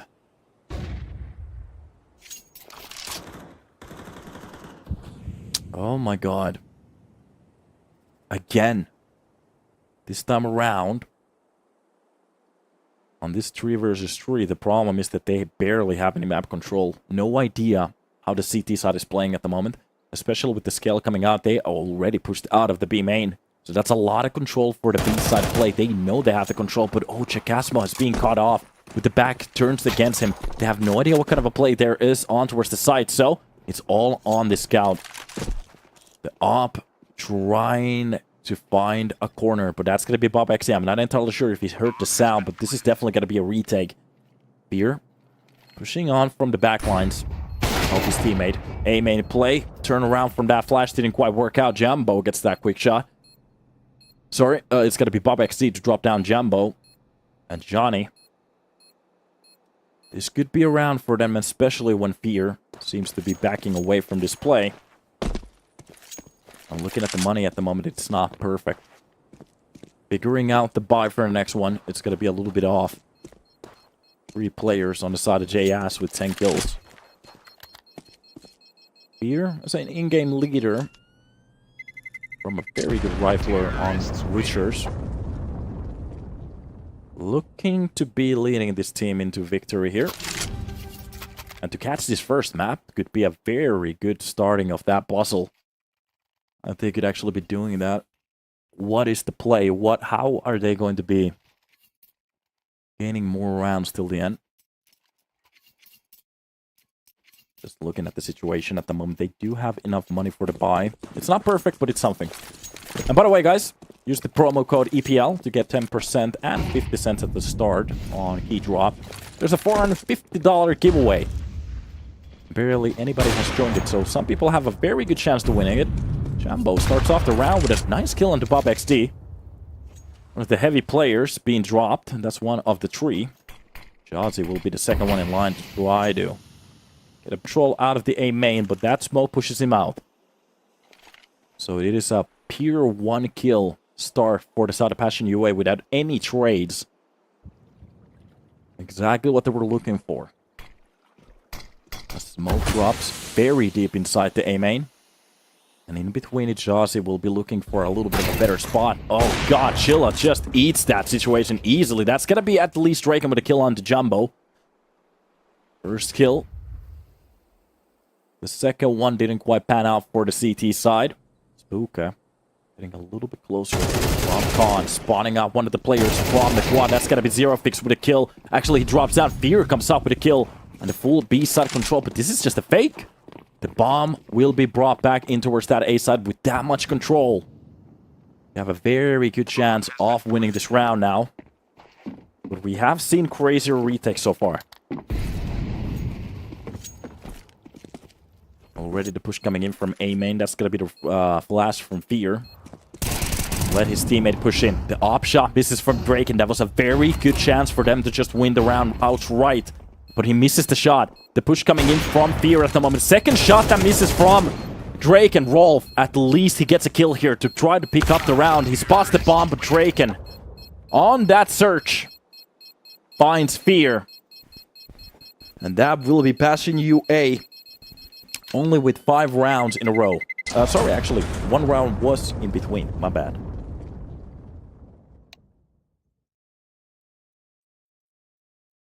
Didn't quite work out.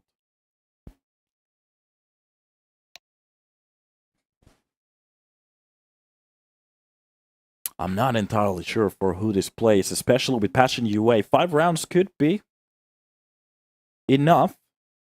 Who won the knife round? Nobody, because there hasn't been a knifing round yet. What? Hello? It's on the third round. Turn map, brother. So, 5 rounds could be enough in a way if you have a very good T side. The question is, do you? And Johnny Speeds, well, they might have something on the CT side as well. Let's actually check out some of the stats. What kind of a play do we have here? On Anubis. On Anubis for Johnny Speeds, it is going to be 45% of the CT side. Actually, their T side is better, like we just saw. For Passion UA, it's 50-50, to be honest. Both of the sides are pretty consistent for them. Let's check out what kind of teams they have. 61% here on Anubis. Most of the maps that they play against each other are very tight on. Johnny Speeds 73. And yeah, looking very good on CCT, wanting Wopa, Permita, losing to TSM barely. There's some good games here.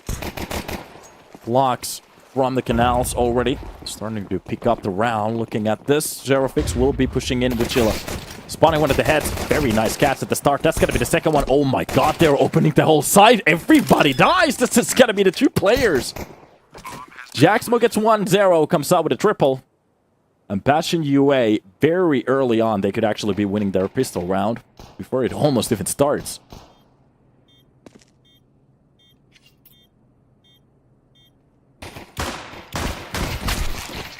And that's done.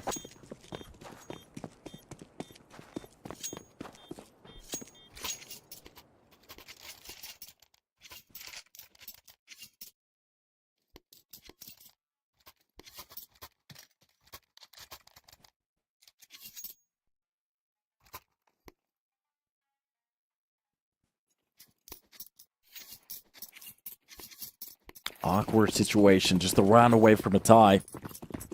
And Johnny Speeds, they're gonna go for the force. So it's gonna be the Eagles, 5-7s, 1 MP9, and a scout.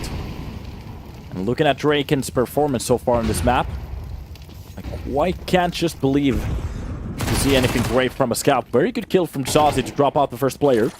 They do need the quick trade. Bob XC will be the one to actually try to help his team out.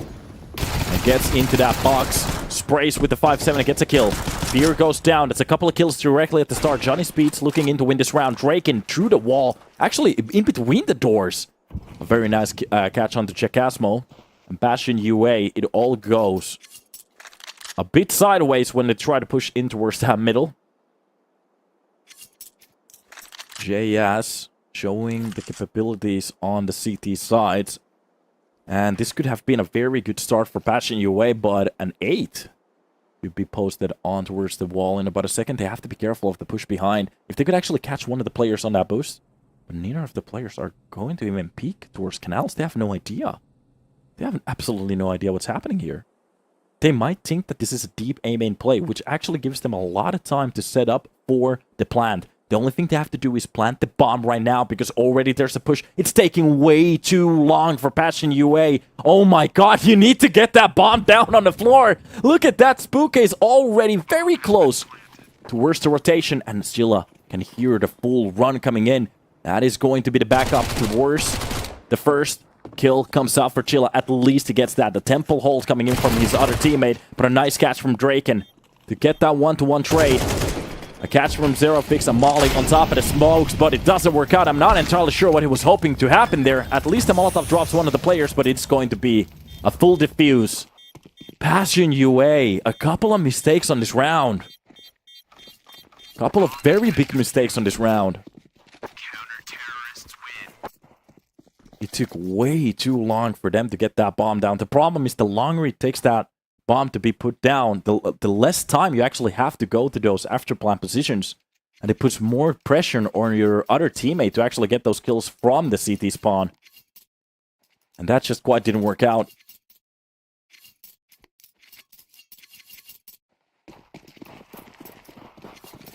Here we go.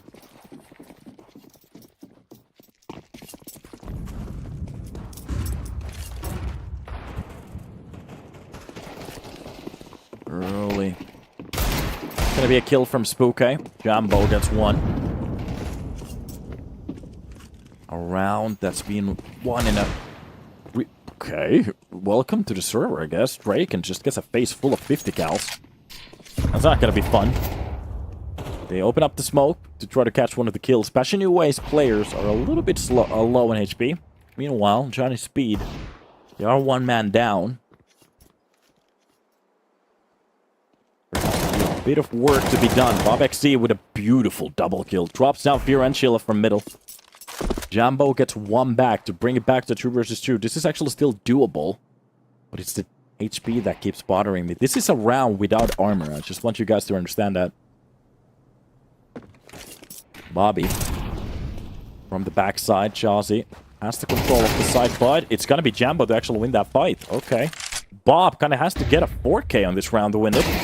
Another swing. Meanwhile, it's just a fake. The full push is actually coming on towards that A side. Bob knows it. The player is very low. Zero. He barely has any health to play around with, and the full scale comes out. Zero actually wins that round. It's a 7 on the board. And it seems to be a battle of the lowest economy at the moment. Who has the worst buy, they're gonna win. Oh my god. That was so close for quad kill as well. Bob. So close in that round. A lot of reactions from the chat as well. Understandable. Many emotions in this game. So many unbelievable rounds already. This is one of those games where it's almost impossible to analyze what's going on. It's just, I don't know what to say. Seems like they're playing better with the worst weapons at the moment.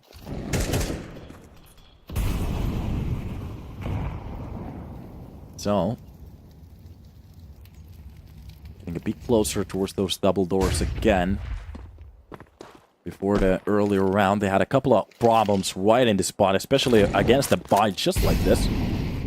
That's going to be the molly to make sure nobody's going to be holding behind. Of course, this time around, they have a scout. Nice catch from Zero. A drop to Draken. Beautiful timing on that spray. Bit of a burst. That's going to be the second pick. Doesn't quite spot any of the players on the platform. There is a player right against the half-broken wall here. Knows the angles. Gets the second kill for free. That's just going to be Zero Fix to drop down Bob XD. And middle has been helped by Jacasmo. Spooky.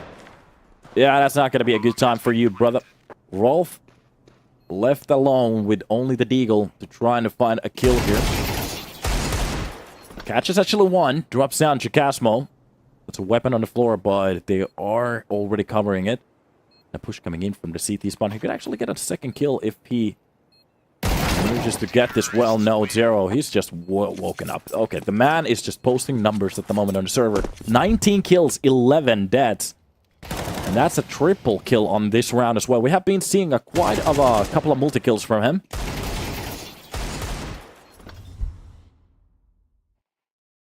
Time to get a replay. So, off to a new round we go. Looking at the buy. Well, Johnny Speeds. They have no Roblox cash to buy with. No bucks. No Robux. No Fortnite coins to buy weapons with. Looking at the start here. The Casmo. That is going to be the... Quite a hold. Spotting one of the players. Already with the full B-side control. This was a stack from middle. It's V-Buxer. Okay, sorry. I'm not 13. That's the problem. Thank you.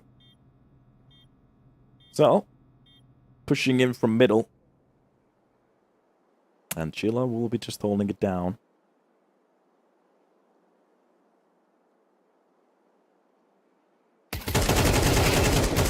Couple of kills. Gets traded after those two.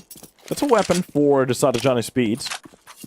AK is a hefty weapon to be safe for the next one, especially when your money is down to the bin. So that's one more player that doesn't need to buy up now. Ooh. Another one. Okay. He's not going to get the grab off that AK. Yeah. Zero just mows both of them down, trying to catch that weapon.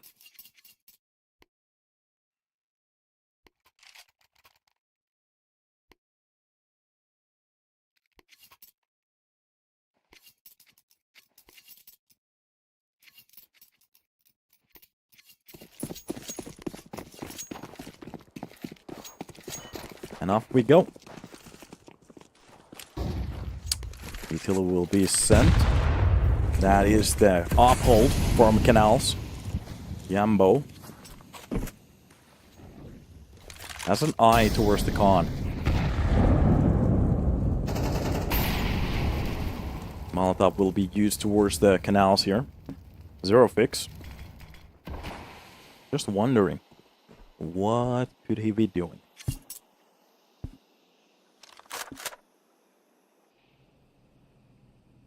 Just an awful position to be at. A good corner for Zero, but the problem is if they have even a little bit of an inkling, they could just nade you out of there. Usually, the connector player gets a lot of damage. And the setup will be used towards the B spawn. Okay. Good utility to try to cover it off. But this will be Passion UA trying to go for the B-side split. Already a lot of control here already on the platform. This is a very good push already. Chilla goes for the spray inside that smoke. Rolf gets a face full of it. And that's going to be Spooky still just hiding inside the quad, being cut off. Draken gets one, but it's a quick stray for his teammate. And this is a very good round already for the side of Passion UA. Even knowing that there's a stack, it just works out for them. A push with the dual players from Canals. Now the question is, do they want to go for the retake? No, Bob XD gets dropped by that op. And this is just getting worse by the second. Draken just enjoying life. Come and pick me. That's at least the kill. He's not gonna even try to, not even an attempt to get that AK. To be honest, the bomb could explode it to his way if he wants to pick it up, but the potential loss of that weapon scares him more. And that's another round for Passion UA. 10 on the board, and looking at the money on the side of Johnny Speeds, or their economy is in shambles. They can buy. It's not going to be good. And the problem is, if they lose a round here with more than 3 players, that's when it gets very serious. Passion UA would be under 11 at that point. Johnny Speed's 3 rounds away with a broken bye. Meanwhile, the Ukrainians, well, they're enjoying this.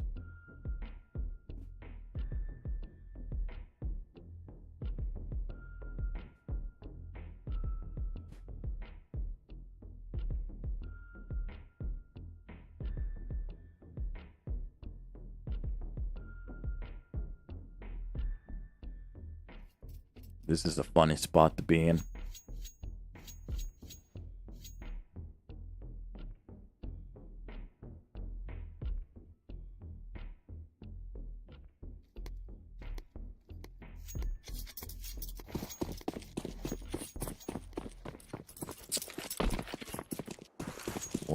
Let's go.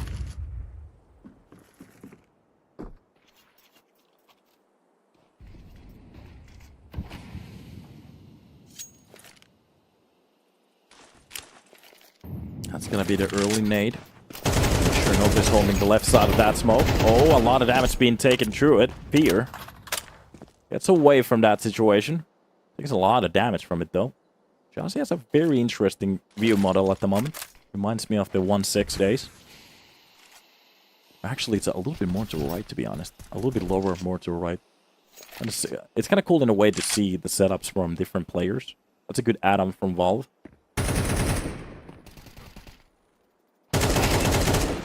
Nice catch from Jambo. That boost works out this time around. Even if he gets dinked, they get the first kill, and, well, the CT side needs to put a bit more pressure towards the middle, spawning one of the players. Quick trade.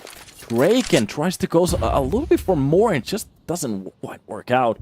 Bob XD pushing in from the double doors. I'm not entirely sure where Zero Fix is looking at, but gets caught off at the worst possible timing. Bob XD is going to enjoy that one-on-one. 3 weapons. Or the side of Johnny Speed still alive. If they lose any more, that's going to be a problem. Meanwhile, Yambo. Oh, he's lurking at the moment. Oh, he's lurking at... This could be a problem. Nobody's even thinking about the fact that there could be a push coming from the Temple Rolf. If he doesn't turn around, that's what's going to happen. A Molotov for the long as well.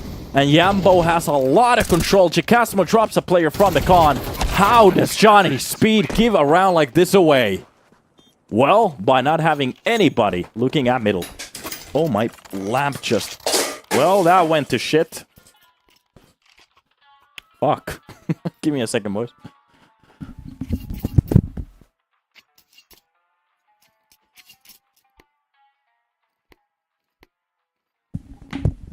And we're back. One of my studio lamps fell down. Almost broke my 3D printer, so... That's that's my life. But we good. I interrupted the situation. So, back into the game. Sorry for that. That was my bad. I forgot that it was behind me. So, quick flash at the start. Both of the players trying to push in from the A main gets flashed off from that idea. And like I was saying, you can just look at the economy. Oh my god, Chile is just having a good time at the moment. Easy kills left and right. Anybody who pushes him, just a bullet to the face. Even Draking thinking about his life at the moment. No, this is not good.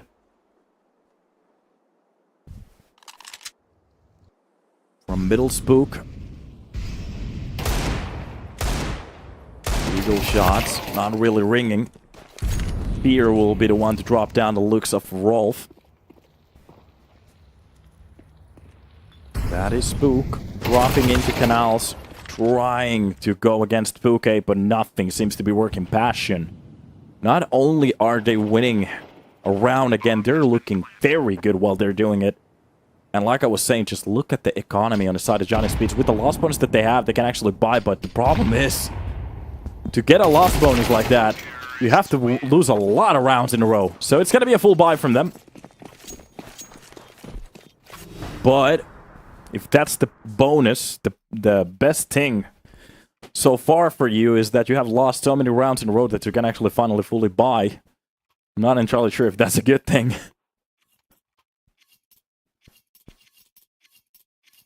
This is getting a little bit questionable. Something needs to be done.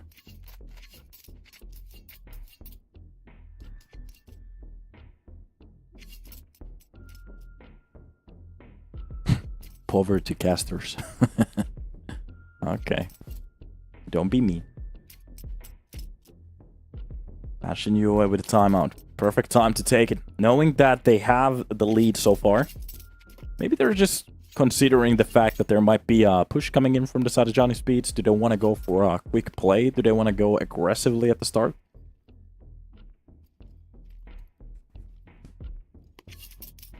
Whatever could be happening. Thank you, Mas Khalifa. That wasn't that far away from a different name. From a name that starts with Mia. Alright. Back into the action. Early nades being used. That's gonna be the smoke to cover off the A main push. There is still a game for Johnny Speed to be won here. But a lot will be needed. Bob XD actually starts it off with a kill 0. Maybe gets a little bit too confident, pushes through the smoke. Not the best play on that spot.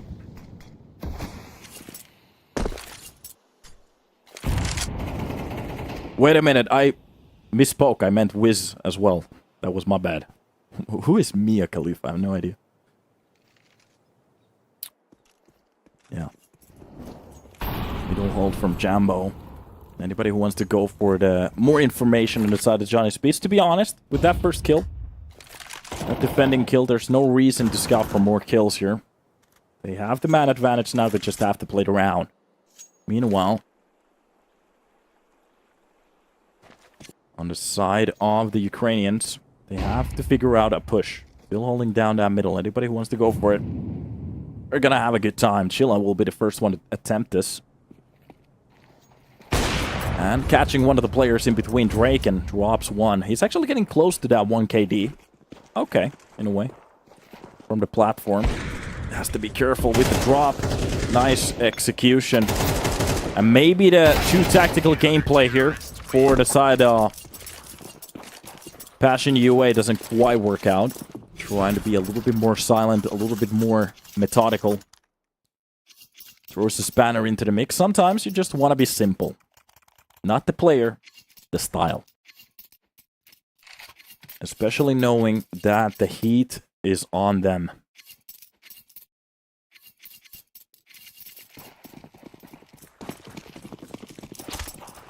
And off we go. More to be shown.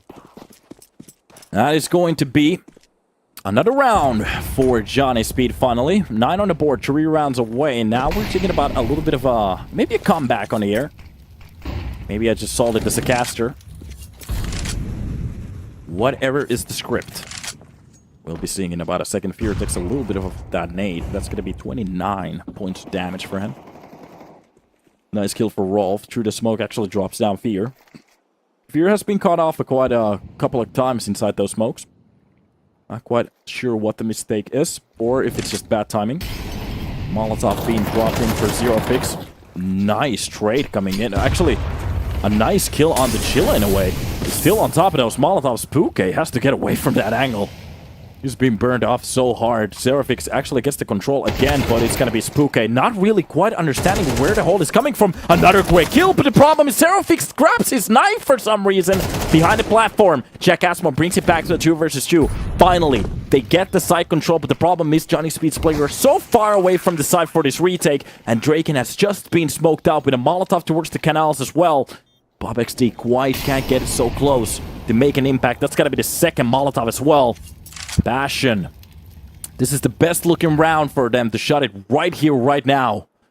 And Jambo has the control. That's got to be the swing. Missed shot from that op. Finally gets on top of the quad. That's going to be the second push. Oh, Draken gets the trade onto Jambo. It's got to be Chakasma. Beats 50 shots. Missing quite at the last possible second. Molotov on the other side. Draken actually clutches it. And he has the time. 13, sorry, 12 to 10. 2 rounds splits these two teams. And that was a very close round. Ooh. I was quite sure that Bob XC was going to win that rifle fight, but no. He was painting the walls. The problem is, they almost got reset on their money. You were just seeing less and less utility by the round. Jag spelar inte Counter-Strike. I have no idea what that means. That's Chilla. Behind that smoke. Playing for time. That's gonna be Fear. He has his own agenda at the moment. Now it's about choking. Is it possible? Are you choking? This is the problem. Even if it's just a couple of rounds, this is where it gets a little bit tilty in a way. Well, at least, Passion UA with that bomb planter in the last round with those kills, they can actually buy for their next round easily, even if they lose this fully on. Not the worst possible.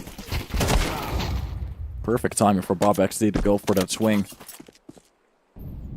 Drops down as Chilla. That's going to be the ball flash for the Waters. That's a little bit more control for the Johnny Speed side. They're actually going to react to this as a B-side play. And this is the right choice to make. Now the question is, can they actually hold it off? Because we have seen even full B stacks. And they, or not they, but some of these teams still manage to lose the side control. If your T side execution is perfect, it's very hard to hold it on. A Molotov behind a pillar. That's got to be the smoke portal long. And here the final push is about to start off. Is it gonna be? I'm not entirely sure. Fear actually starts it off with a beautiful kill on towards the canals. The player from the backside has been dropped. Zerofix drops the player behind a pillar. Oh my god. Could Johnny Speeds actually lose B control with a stack like this? Rolf tries to do his best behind the smoke.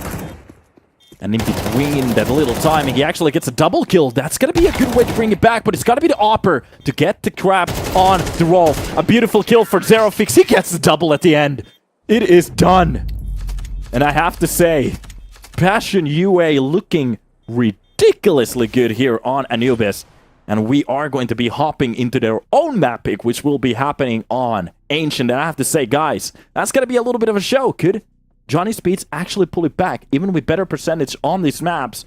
Is it enough? I'm not sure. We're going to take a little bit of a break and hop back into the studio and check out what's about to happen on Ancient on Passion UA's own map pick.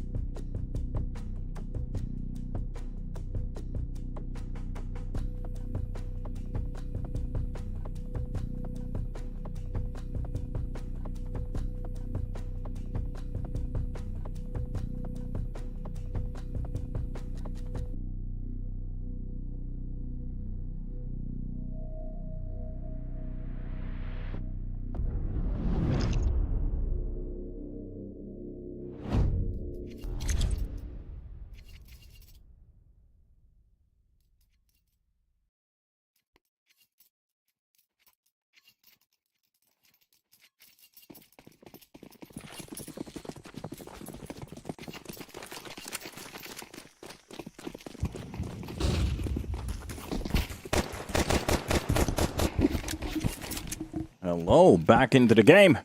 Had to start it off suddenly. And we are inside the round already. Of course, here on Ancient, Bastion UA, going against Johnny Speed. And there's just a bit of a gap at the moment. Neither of the sides really going for a push. There's just a little bit of a lurk coming in from behind. That's going to be Draken with a couple of kills directly at the start, dropping down Zero Fix and Fear. Spooka drops down Jagasmo. We are getting the similar pistol side from the other one. Couple of shots to the red. Jambo at least gets a kill. That's going to be a bit of a challenge for the mid players. More players pushing on towards Jambo. He has to be... Well, you could actually get a couple of kills here. Nope, it's not going to happen. Rolf, a bullet to the brain and it's done. Johnny looking crispy.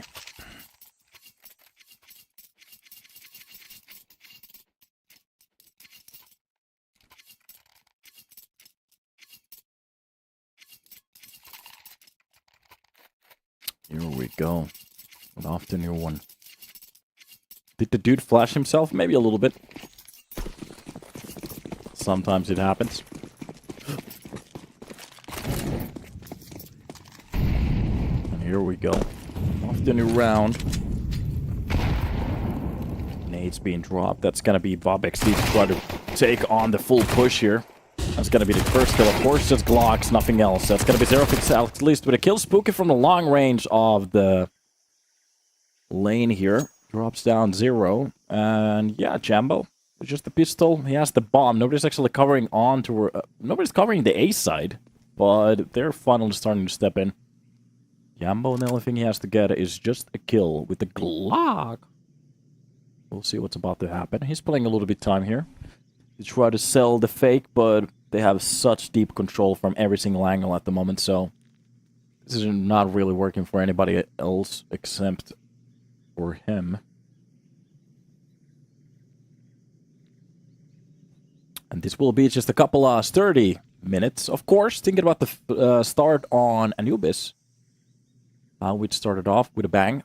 It was... Wait a minute, let's see if Jambo can actually get a kill here. This is going to be a hard one. Steps being heard. None of the players really spawning anybody. Yeah, that's going to be the spot. You can see every single CT rotating. Good angle control. He has a very good understanding of where to position that crosshair, but it just quite didn't work out. And here we go. So, second round, sorry, for Johnny Speeds, looking at Bastion UA on their start on Anubis. Detailed stats over here. It was Johnny Speeds winning the couple of rounds at the start, the pistol and the round after that. And Bastion UA came with a gripping victory in the third one. They lost a couple of 3 rounds after that one as well, and they won 4. Now, what are we gonna get on the T side over at Ancient? On their own mapping. This is all just very interesting at the moment. What could be the play? ¿Qué está pasando? Spray through the smokes. One of the players being spotted through the smoke already. That's going to be Bob XD. Just flashed away from that middle angle. Actually wins the fight behind the smoke. That's going to be one of the players on the side of Bastion. Very low on HP. Zero Fix. Drops down Bobby. That is just a slow play. Lurk. Oh, good spray control. Actually gets the control of it. Pushes in towards the cave. This could be a B-side play. Somehow. They have actually turned this around in a way. Smoke towards the short, that's going to be even the one too long. Molotov being used as well. And the bomb definitely goes down. There's just a lurk coming in from the double doors. Fear has to be careful. And Spooky walks in towards the cliff right here. Oh, the worst possible timing. Not entirely sure what Fear was doing. The Draken from the lamp will be dropped down. That's going to be Zerofik with 3 kills already. He has to get the ace to win this one. A smoke in front of him. Goes for the quick peek. And one of the players stops defusing. Actually, Zerofix goes for another attempt, but through the smoke, Spook. That's a very good angle here.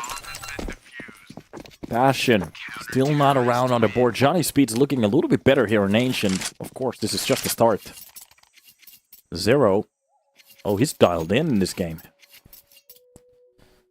Oh, I got one more follower on Instagram. Thank you, boys. Whoever it was, you're a good boy.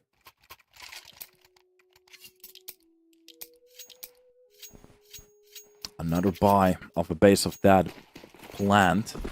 They're an Ancient. They don't really need that many T-side rounds. A couple could be sufficed. Could work a lot with those one. Looking at just Ancient in general. I'd say like 5 rounds could be good. 5 over 4. That's workable. Running on towards that A side already. A lot of control has been lost. Wait a minute. The beep. What is happening at the moment? BobXD has no idea what's going on with this swing. Through the smoke, a couple of shots coming true. That's got to be the nade on towards the player, but they dodged it pretty well. And off we go. That's Chilla. From Donut. Has eyes on towards the CT push. Now the question is, do they want to go for the save? That might be a little bit of a mistake, especially with the plays coming in. That's going to be Chilla with the second kill here. Gets the third one. A fourth one. Oh, that wasn't that far away. He didn't quite get the fourth one. That could have been an ace, to be honest, in a way, but no. That's Draken. With 1 kill in this round. Catches 1 from the cross, but 0 gets away from the side, and it's done. Bomb explodes, and kaboom is the sound. So far, Innocent is the only one to post an ace here on the playoffs. Of course, the first 2 games out of the playoff stage, so there's still time.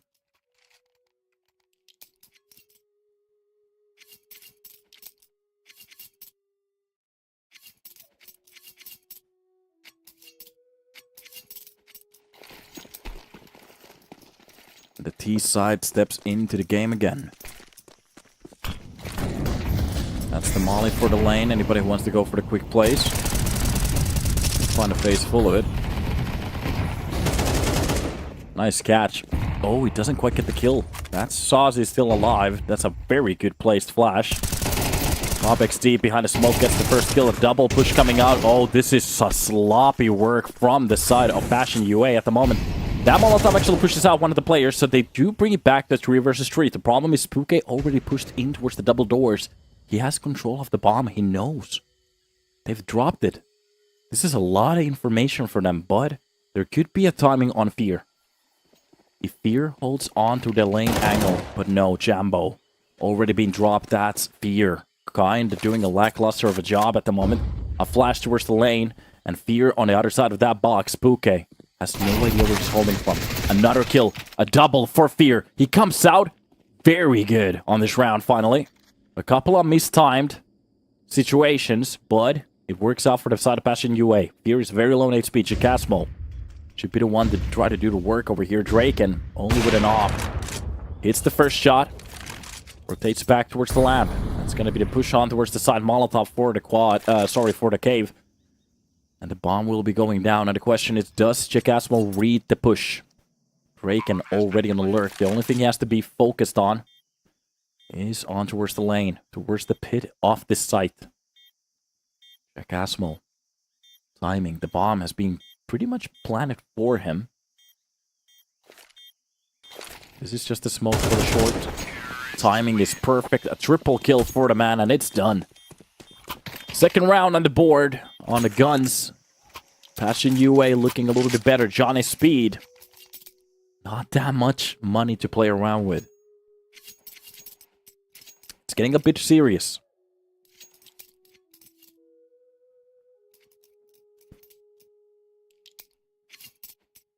A very good push on towards the double doors. But after that, it quite didn't work out. Fear. Baiting his time. Catching both of the players off guard. Getting that double kill. A very good trade for the loss of his player. Pop flash. Deagle shot to the face. BobXD. Okay. What a flick. Chicasmo doesn't really quite enjoy that. Fear already scaled onto the side. Not really pushing. Oh, it's gonna be a double from a USP Draken. How does Passion lose rounds against the pistols these many times? But the full race on towards the BA side. Oh, one of the players being caught off guard at the worst possible timing. Does he get away? No. The bomb drop. Passion UA. This is just a horror show at the moment. But almost a double kill. Zerofix drops one of the players. Has to be careful. He needs to grab that bomb. And he's getting a little bit closer. There's a push coming in from the red at the perfect timing. Oh, it's a double swing. Here we go. Johnny Speeds, they make it a 4. That is a bit underwhelming at the moment. Passion UA.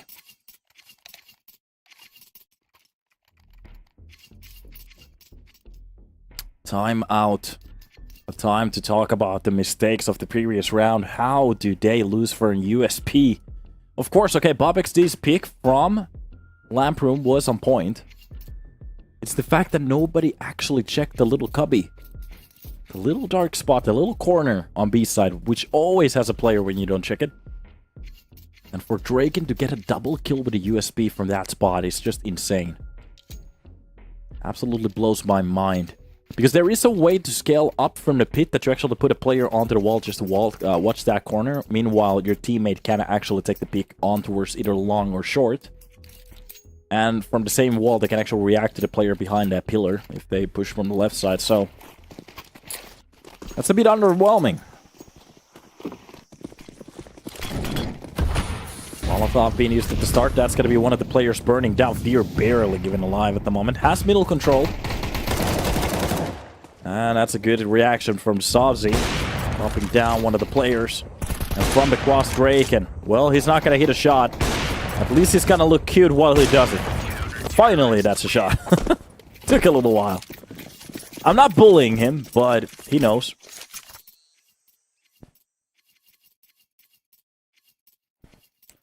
Don't bully.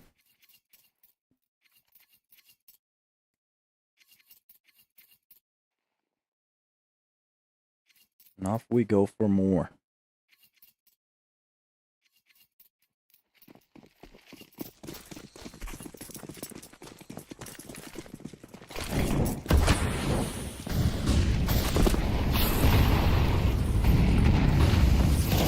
Never been used for middle lane push, already pushing in. Bob XD cans the first kill. Turns around almost for the second one.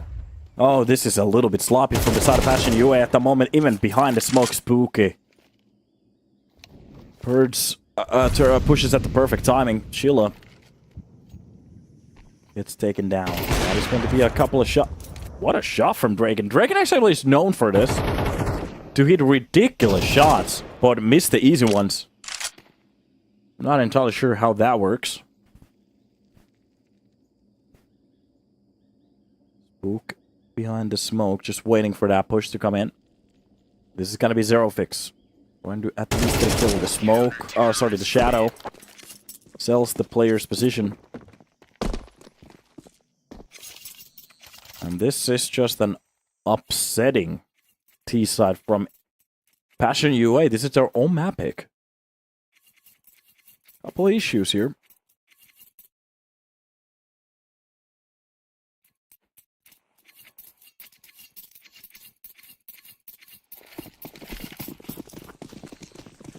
You'd wish for them to get a bit more. And here we go. Jambo. That Molotov in the smoke will be pushing the players back from that A main. Idea was to go for the launch, but it just didn't quite work out. Meanwhile, Spook holding down the lane. Catches a couple of players from the middle. Double kill for him. That's going to be Bob XC's to step in with one. Spook is going to just make it a triple. And this is very one-sided at the moment. Johnny Speeds with 7 on the board. 5 rounds lead for the team.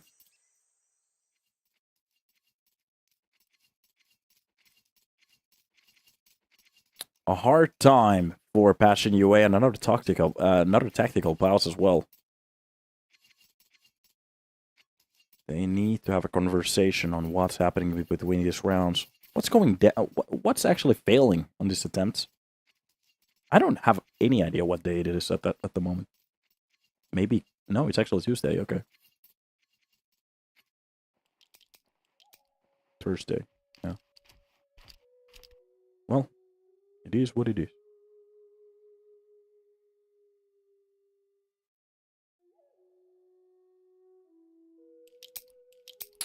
What could they be talking about? Couple of mistakes here and there. Already winning Johnny Speed's own map pick. This is supposed to be the easy part. Of course, like I kept saying, Johnny Speed's the amount of on every single potential map that they could have gone for, they have the better percentage on those maps. So, this is what you get. Pop flash for the A-side execution. Nobody's actually holding it down. That's gotta be the Molotov behind the boxes as well. And they have a very good understanding where the hold could be coming in from. Jazzy gets Molotov away from that angle. Chilla wins the corner. Okay. That is going to be the quick push coming in from Spooky. Drops down 0, but it's a quick catch from Chilla to drop roll. Jambo comes up with a kill on that Glock to drop down Bob XD. And a quite good push from the backside of that donut. Spooky goes down and Chilla comes out with a triple. Draken left alone without a kill on this round. Yes, 9 kills, which is pretty good. KD of 3. And here it is. Finally a round for the side of Passion UA. They could actually still fight for a very good half here. If they only start now. And of course, meanwhile, for Johnny Speeds, every round after this one is just going to be a bonus. Donut, thoughts on best of 1 format? It depends on what tournament, what's the formation of that tournament. For example, if it's a grand final, which is just the best of 3, best of 1, that's a problem. But if it's just a introduction match, which doesn't really, like, have any stakes to it, that's okay. The problem is there are some good arguments for example, for the Swiss system to be taken out of the major format, because in my opinion, that's a bad one. You can just get lucky one day and get a couple of wins. Here, sounds okay. Quick catch from the B side already. Okay, this is starting to look a lot better. Molotov for the short, which is going to be pushing these players away from the angle. Draken goes down for the shot. Actually drops down Fear, but it's going to be a quick trade from Chilla. And even the second one, Bob XD gets Jack Asmo from the... Oh, that's a very uncontrollable spray. Zero Fix wins that fight on middle. And Passion with 4 on the board. 1 to be won. Still 1 on. 1 round to be played for. That was a little bit of an unlucky spray from Chazi. Draken even stepping into a kill for that round, but gets instantly... Before he even gets to reload, gets traded. That was a very quick push.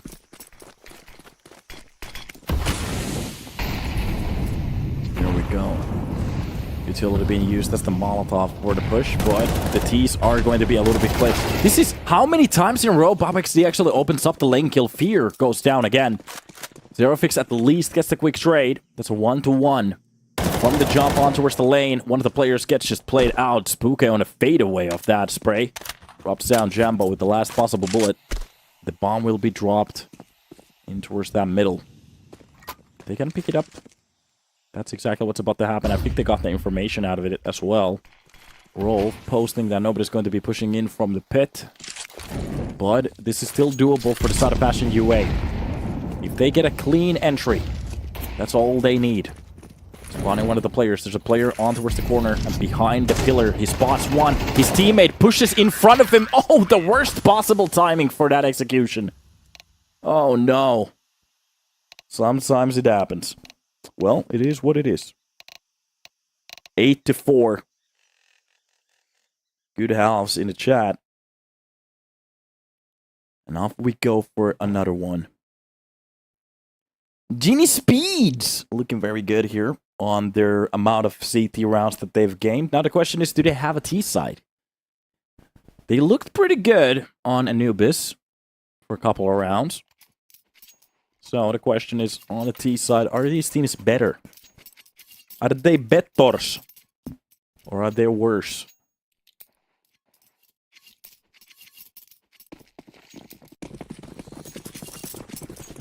And off we go. So, it is going to be Zero. Trying to hold on to his socks here. That's going to be Jambo posting on from middle. Anybody who wants to go for the quick push, this is just a fake towards the lane at the moment, and it is going to be Jambo. They pretty much need a round like this directly at the start to make this happen. The first shot coming in, that's going to be the smoke to try to clear them off out of the push. That's going to be the second kill as well for Chikasmo, but they give the side for the side of Johnny Speeds. Even if they get the plant, it doesn't matter that much. Passion UA, they are going to go for the one-man advantage retake. But this is where Johnny Speeds is usually better. Bob XC drops down Jambo. That is going to be the second kill off that corner. The third one coming in from Spooky, and this is just a mow down. That always scares me. Johnny Speeds on afterplants, they look insane.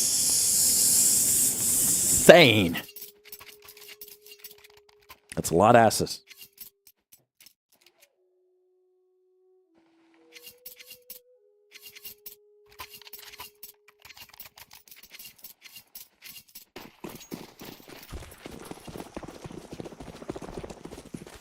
Here we go.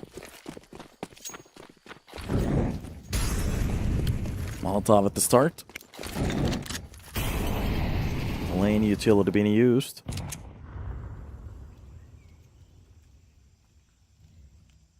And the silence on this round.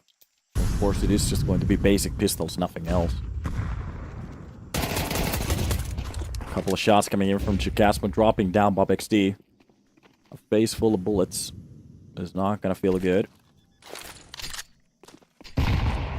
Bomb will be planted on towards that B site, but there's a player inside the smoke.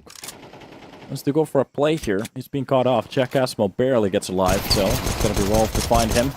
Bichufidi actually through the wall. The last bullet hits. It's gonna be Dragon to go down. This is getting a little bit expensive in the way, but it's not serious yet. They okay.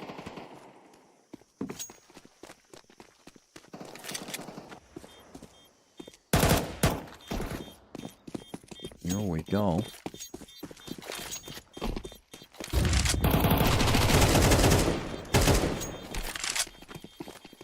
Couple of reactions, and you can hear the explosion in about a second.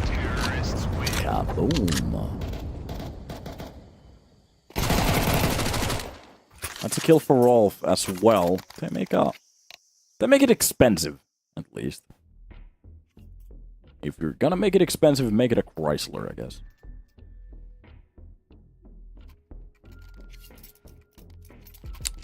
And a bit of a timeout here.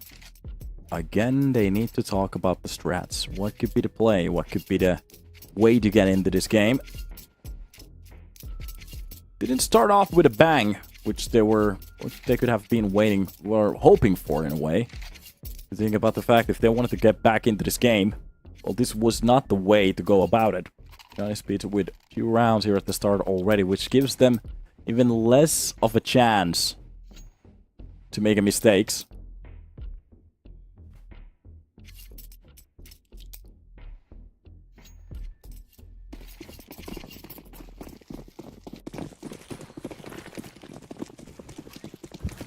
Off we go.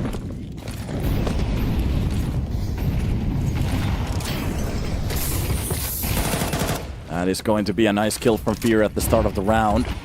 Drops down one of the players from the lane. Trying to push into that cave quickly. Maybe that was the idea. To try to hold on towards the cave control. Got a very good start, but it just didn't quite work out. It happens every now and then.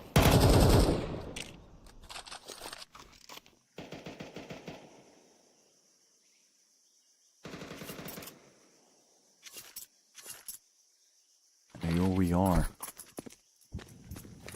Taking a couple of peeks here. Zazie. Just checking out the corners. If there's any space for him to do any plays. And so far, it looks like there might not be. So, Johnny looking in to grab their 11th round. Of course, a man down. That's a good catch from Spooky. Just catch one of the players. It wasn't actually ready for Jumbo to be on top of the box. That's a good trade, at least. So a man advantage again for the side of Passion UA with one of the players very low in HP, and that's going to be the high flash for the pit. Checks out. Nobody's there. Draken takes nothing. Wait a minute, Jumbo. He's usually very good on these peaks. This time around, it doesn't hit a shot. Okay. Draken was low in HP, too. So, Zero Fix from the long will be holding this down. There's no smokes, no utility, only one flash. And then finally the push comes in, but good trades from the T side. And Fear left alone with the low HP. I think this is going to be a Johnny Speeds game. We might be actually looking at the third map here. Mirage could be on the board. The map that just went south for Passion UA against Copenhagen Wolves. This could be a little bit of a redemption for them to get a second try today to show what they're made out of. That was 11 rounds in a row that they lost on that map. Draken! The dragon! How do you say it in Swedish? 12 kills and 5 deaths. You can see the potential of this team when everybody's firing. Yeah. Terrorists win.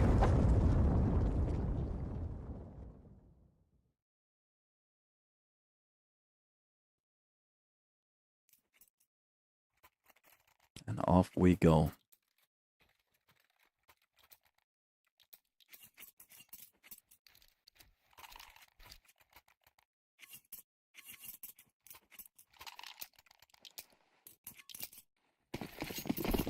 So, more to be seen, more on the board.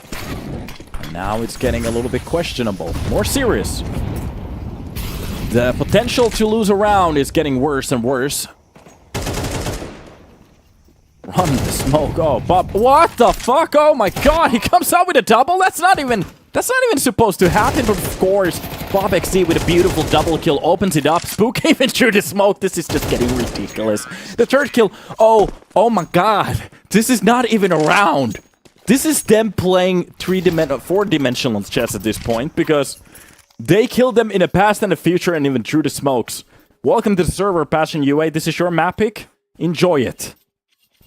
Everybody getting a headshot. Bob XD actually getting a double through the smoke. Spook helps out with one. Gets 2 clear kills. That's a triple for him. And this might be one of the quickest maps we've casted so far. Oh my god. We are hopping into the third map here. Very... except if Passion UA comes out with 8 rounds in a row, brings us to an overtime. And looking at the gun round so far, I have to say, it really doesn't look like it. This was a better map for Johnny Speeds. Nice defending kill for Zero. 0 hour here. Good kill on Jakasmo. Rolf is going to get that double. So the numbers are stable. A little bit more damage towards the CT side, but all in all, as long as they have the control here, it should be okay. That is going to be spooky. Just getting a bit closer towards the cave. Could go for the long kill if he catches this timing. Oh my god, Jakasmo turns at the worst possible timing. Spooky, spooky. Nate towards the short. That's going to hit one of the players. Chilla is not going to enjoy that, and I think this might be it. Getting a little bit closer here. As the boys in blue are trying to get onto the side. Zerofix through the smoke. He has to do something absolutely insane. But no, it's not going to happen. Zazie is just going to shut it down with a double at the end, and it's done. We are hopping into Mirage. Johnny Speeds, after their own blunder on Anubis, a map that looked very good at them, for them at the start, sorry. They are going to actually bring it back to a 1 versus 1, and we are going to be hopping into a Mirage, so this game is still continuing. We are going to be hopping into the second dustiest map on the map pool, and we will be seeing you there, because this is going to get interesting. This is a situation where Passion UA, they get to redeem what happened against Copenhagen Flames, sorry, Wolves, and Johnny Speeds, well, they get to put another cross on the board. We'll take a little bit of a break, hop back in when we're ready, and hopefully we're going to see every single one of you back here when we're back. See you then.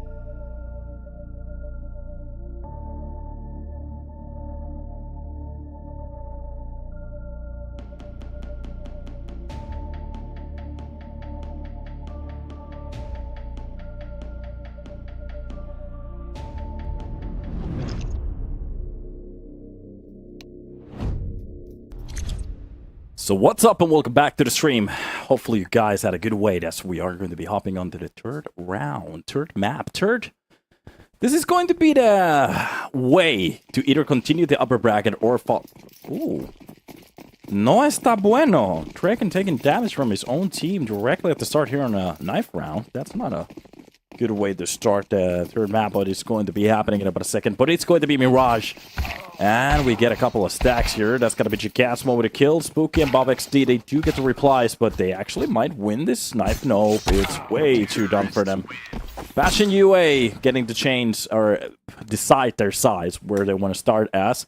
And the question is where they do actually want to start. Is it going to be the CT side? T side is usually something that some teams pick. Whatever is possible. I was actually checking out some of the stats of the map. And it is kind of questionable in a way because, well, Passion UA just came out of a very harsh loss against Copenhagen Wolves, losing 11-4. That's not a good spot to be at. Or, sorry, 11 to... I think they rotated like 7 rounds in a row. They got 11 rounds in a row. I think it was 13-4. That's what was the last lineup. I'm not entirely sure. Somebody had the score earlier. And this is a good opportunity for them to kind of show that they're not that sucky on Mirage. Meanwhile, Johnny Speeds, they have the higher percentage on this map. And they did look a little bit better when I was watching the scores. I just can't figure out... let me actually check it over here. For some real reason, I lost the information. Here it is, yeah. So, the percentage for Johnny Speeds on this map is 71. Meanwhile, for Passion UA, it's 58. It's not that bad. Passion UA, they have 24 maps of Mirage already. Johnny Speeds only, well, they have 21, so it's a very scaled number for both of them. And a lot of HLTV maps on the current map that they have been playing.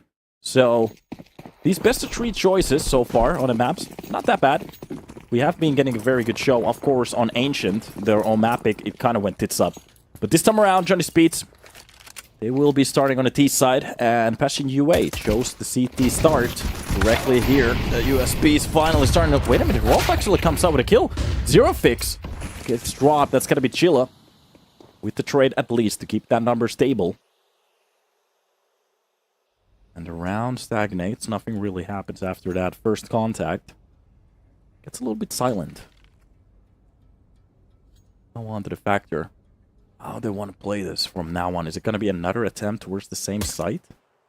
There isn't anybody actually holding it. I think the information came in. Now it's supposed to. They hear so many steps already from the short. Nobody's really getting a kill. This is the problem. Finally, Yambo comes out with one. Chilla is going to drop one as well. And this might be the first gun round, sorry.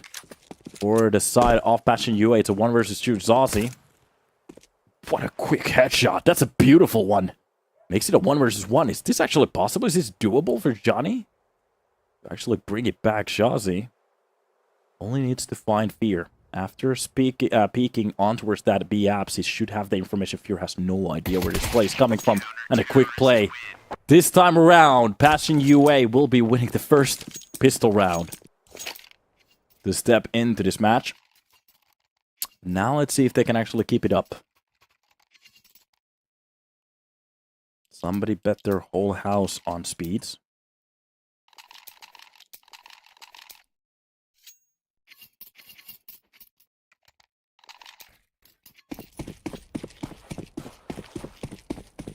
Here we are. Another one on the board. Top middle control for Jambo with that M4. The longer distance goes for him. It is going to be a little bit of an attempt for the lower tunnels. Up XD with Shazi. Trying to kind of get a bit of a peek there.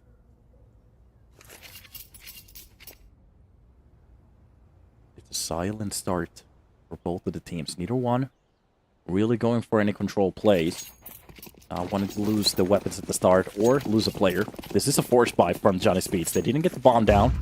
They're gonna go for the buy anyway. 1 hero AK, a couple of pistols, and a Mac-10. The silence. Just a very slow play.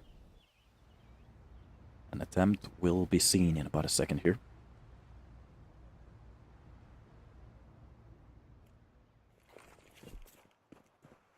This will be the execution. Utility be dropped. That's gonna be smokes. Even what a catch from Spooky. Gets actually dinked. That's gonna be the drop weapon. That's such good gameplay for the team. Drop that AK for another player. Deagle shots through the smoke. Spooky takes a little bit damage. It's gonna be Rolf as well. And the bomb will be planted. That's the most important part of it. Through the smoke. Actually, Shawzy winds one player out of the game. That's gonna be a double entry for the side of Johnny Speeds. But the lurk is the one to be played. That's going to be Fear pushing in from the backlines. They're gaining a little bit more space for Johnny Speeds to actually take their control. Fear drops down Pop XT from the backlines. That's going to be the AK dropped. And are they still going to try this? No. They are going to be backing away from the spot. And Passion UA are literally going to give this round away for Johnny Speeds. What a beautiful execution off that A-side explosion. A player being dropped directly at the start. Another one through the smoke for the ticket. Terrorists win. Rolf goes with the bomb, but it doesn't matter.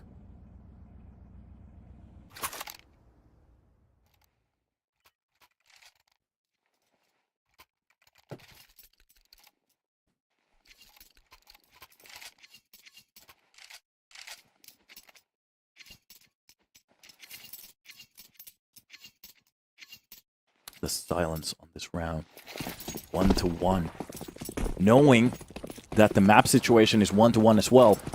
Any little mistake here at the start could be the game for them. A little bit of a start here that doesn't quite work out, but Raken actually comes up. The first kill gets traded immediately. That's going to be Shawzy with one. Fear drops out Pop XT, but it's got to be Shawzy to drop down Fear. Chilla fights against the player in towards the pit. This is a 2-2 actually. Damage basically very close to each other, but the problem is that the CTs, they have to go for a double setup at the moment. A player lurking in towards the underground, just like Elixir B, making sure that they're not going to go for the B-side play. And Johnny, they're just going to go for the app swing here. Full side control should be theirs in about a second. Nobody's actually holding it that deeply. It is going to be Chilla from behind the ticket.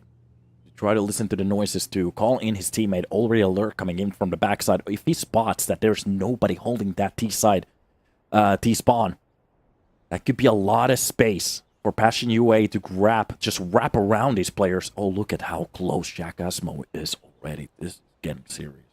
The bomb will be planted. Nobody's even checking what's happening behind the ticket. And to be honest, if they go for the swing here, they're gonna go for the information. That is going to be Chilla. Grabbed out at the start, but already a swing coming in from the pit. They haven't spotted the player. A one on the side. It is a double peek at the perfect timing. Jacasmo can't hold to his wig, and that's going to be Shawzy with a triple 4K on this round to win it. And Passion UA just smelling the pie on this round.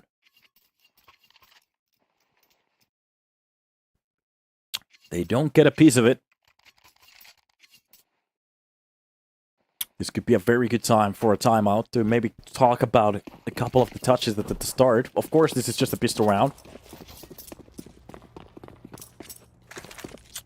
Shawzy is in a flow state. There is in the zone. The zone is what basketball players are talking about usually. You know where everything connects. Every single touch just works out. Raken could farm a couple of kills here. That's a triple for him. 1800 bucks. V-Bucks directly at the start. Good way to grab a little bit of money.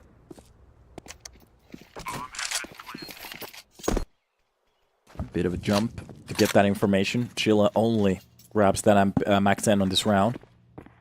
And this is not really working out for the Ukrainians at the moment. Johnny Speeds, they're getting so much in these rounds.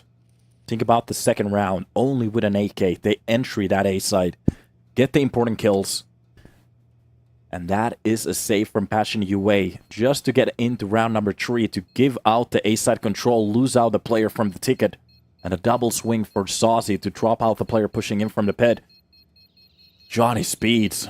Stepping in as lightning into this round. Terrorists win. We're hopping into round number 5. And this is where they need to step in. A buy coming in. Chilla only with a Mac 10 equipped. What can you do with a weapon like this? You can actually push into the top middle. Show something.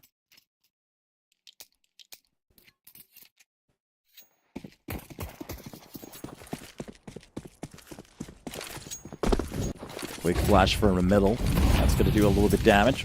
Or, sorry, blind the player a bit. Through the smoke. Nice catch from Zero. Spots the player on the boost. Oh, Jambo with lightning reflexes. Drops down Draken. The better angle has been won, and Passion UA, they've made this around. It's not done yet. There is a couple of tries here. We have seen some 3-man's push work before. That's kind of been a missed shot from Jambo. This time around, he's not going to hit that. But the more weapons they actually save for the next one, the better. That's got to be the swing coming in from Zero Fix. A double hold. Even Jambo stepping into this one. Zero Fix just gets back on towards the ladder room, and he's done with this round. Even the spots coming in towards that middle Jazzy. Been such a good player so far. 8-1 so far. Looking so good. Gets one of the players on towards the ladder room. So, Vent player has been dropped down. Jambo has to cross, but that's going to be the flash. Even Fully Blind gets that kill. Rolf. He finds a quarter out of that ground. Dropped and dealt with. And a nice catch. Sazi actually still posting numbers. This man is just a machine at the moment. Finally getting shut down from the short. Passion UA. They grab around.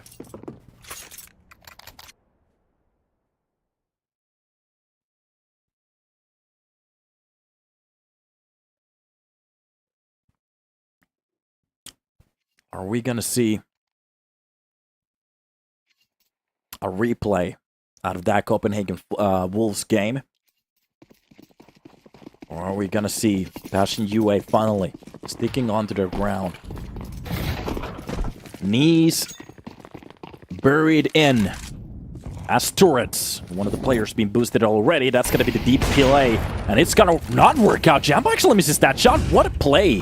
But already the push coming in. Quick fix to drop down Bob XD. And the second one from the air. Oh, we're getting that beautiful gameplay out of that off finally. A nice skill on towards that truck to drop down Spooky. This is starting off so well for the side of Passion UA. And if anybody goes for the second push, that's supposed to be Drake. And even with 6 HP, he's supposed to hit that shot. Another push, but this time around, he's not going to hit the shot. Jambo doing such good work so far. Rolf. Attack down with that nade. This could be a double push. That flash just covers up the A B-side play. For a second there, we were seeing a little bit of a flash from Gold Zero. I think he spotted one of the players. Yeah, that's... If he wants to go for the peek, but the problem is if he scales here, Jambo is going to see him and goes for the second one. Jacasmo is ready for it. A tap to the face, and this is supposed to be around for the side of Passion UA. Not even the bomb close to the side. It actually drops to the side, but with a player, no. Draken with 6 HP is just praying to hold on to this op. Looking at the money at the moment. He could actually use this on the second round, but a bullet to the back of the head is gonna be enough. Passion UA bring it to a tie. And Quackers, maybe this is the reason they didn't want this as their first map.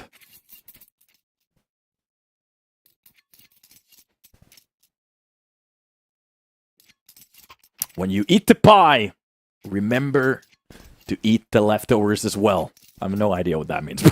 Okay, sometimes you just have to say something. It's okay, there's still a lot of rounds. Anything can happen.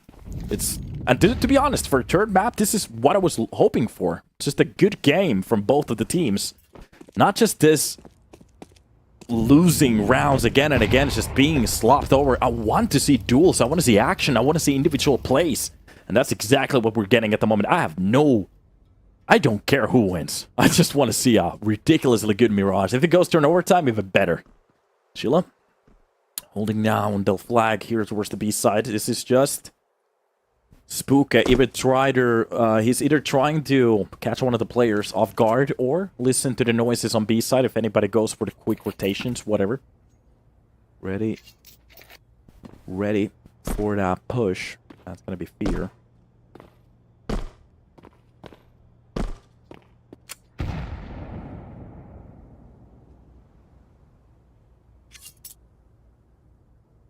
Yeah, they got destroyed on Mirage against TPH.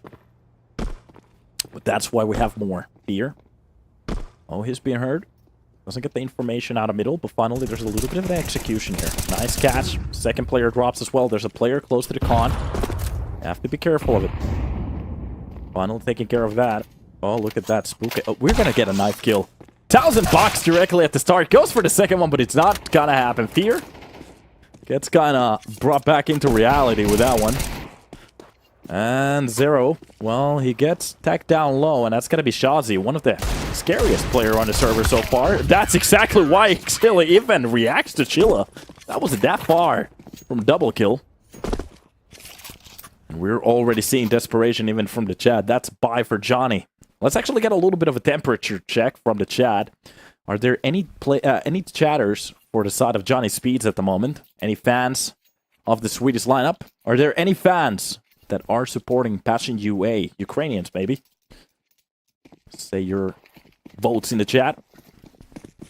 Let's see what kind of a stack we have here. Me!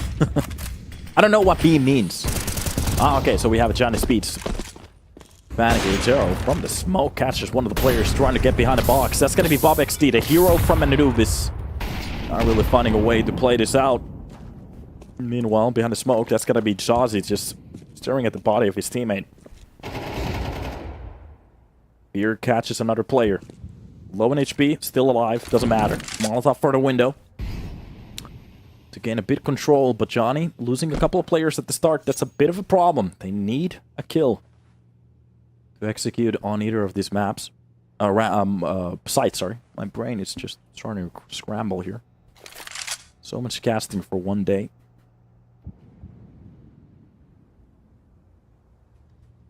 There is a little bit of a hold break, and 55 seconds left on the board. If anybody wants to go for the underground pick, this could be a very good frag, but the problem is going to flag as a B-side play, which Passion UA might actually read the wrong way, but they still have a couple of players towards that A-side. The push is finally coming in from middle. It's rare that you actually see Opera lurking around, but not entirely sure. That's the plan. Nice catch from the side. Shazi drops down Chakasmo. Finally, the players are starting to push in.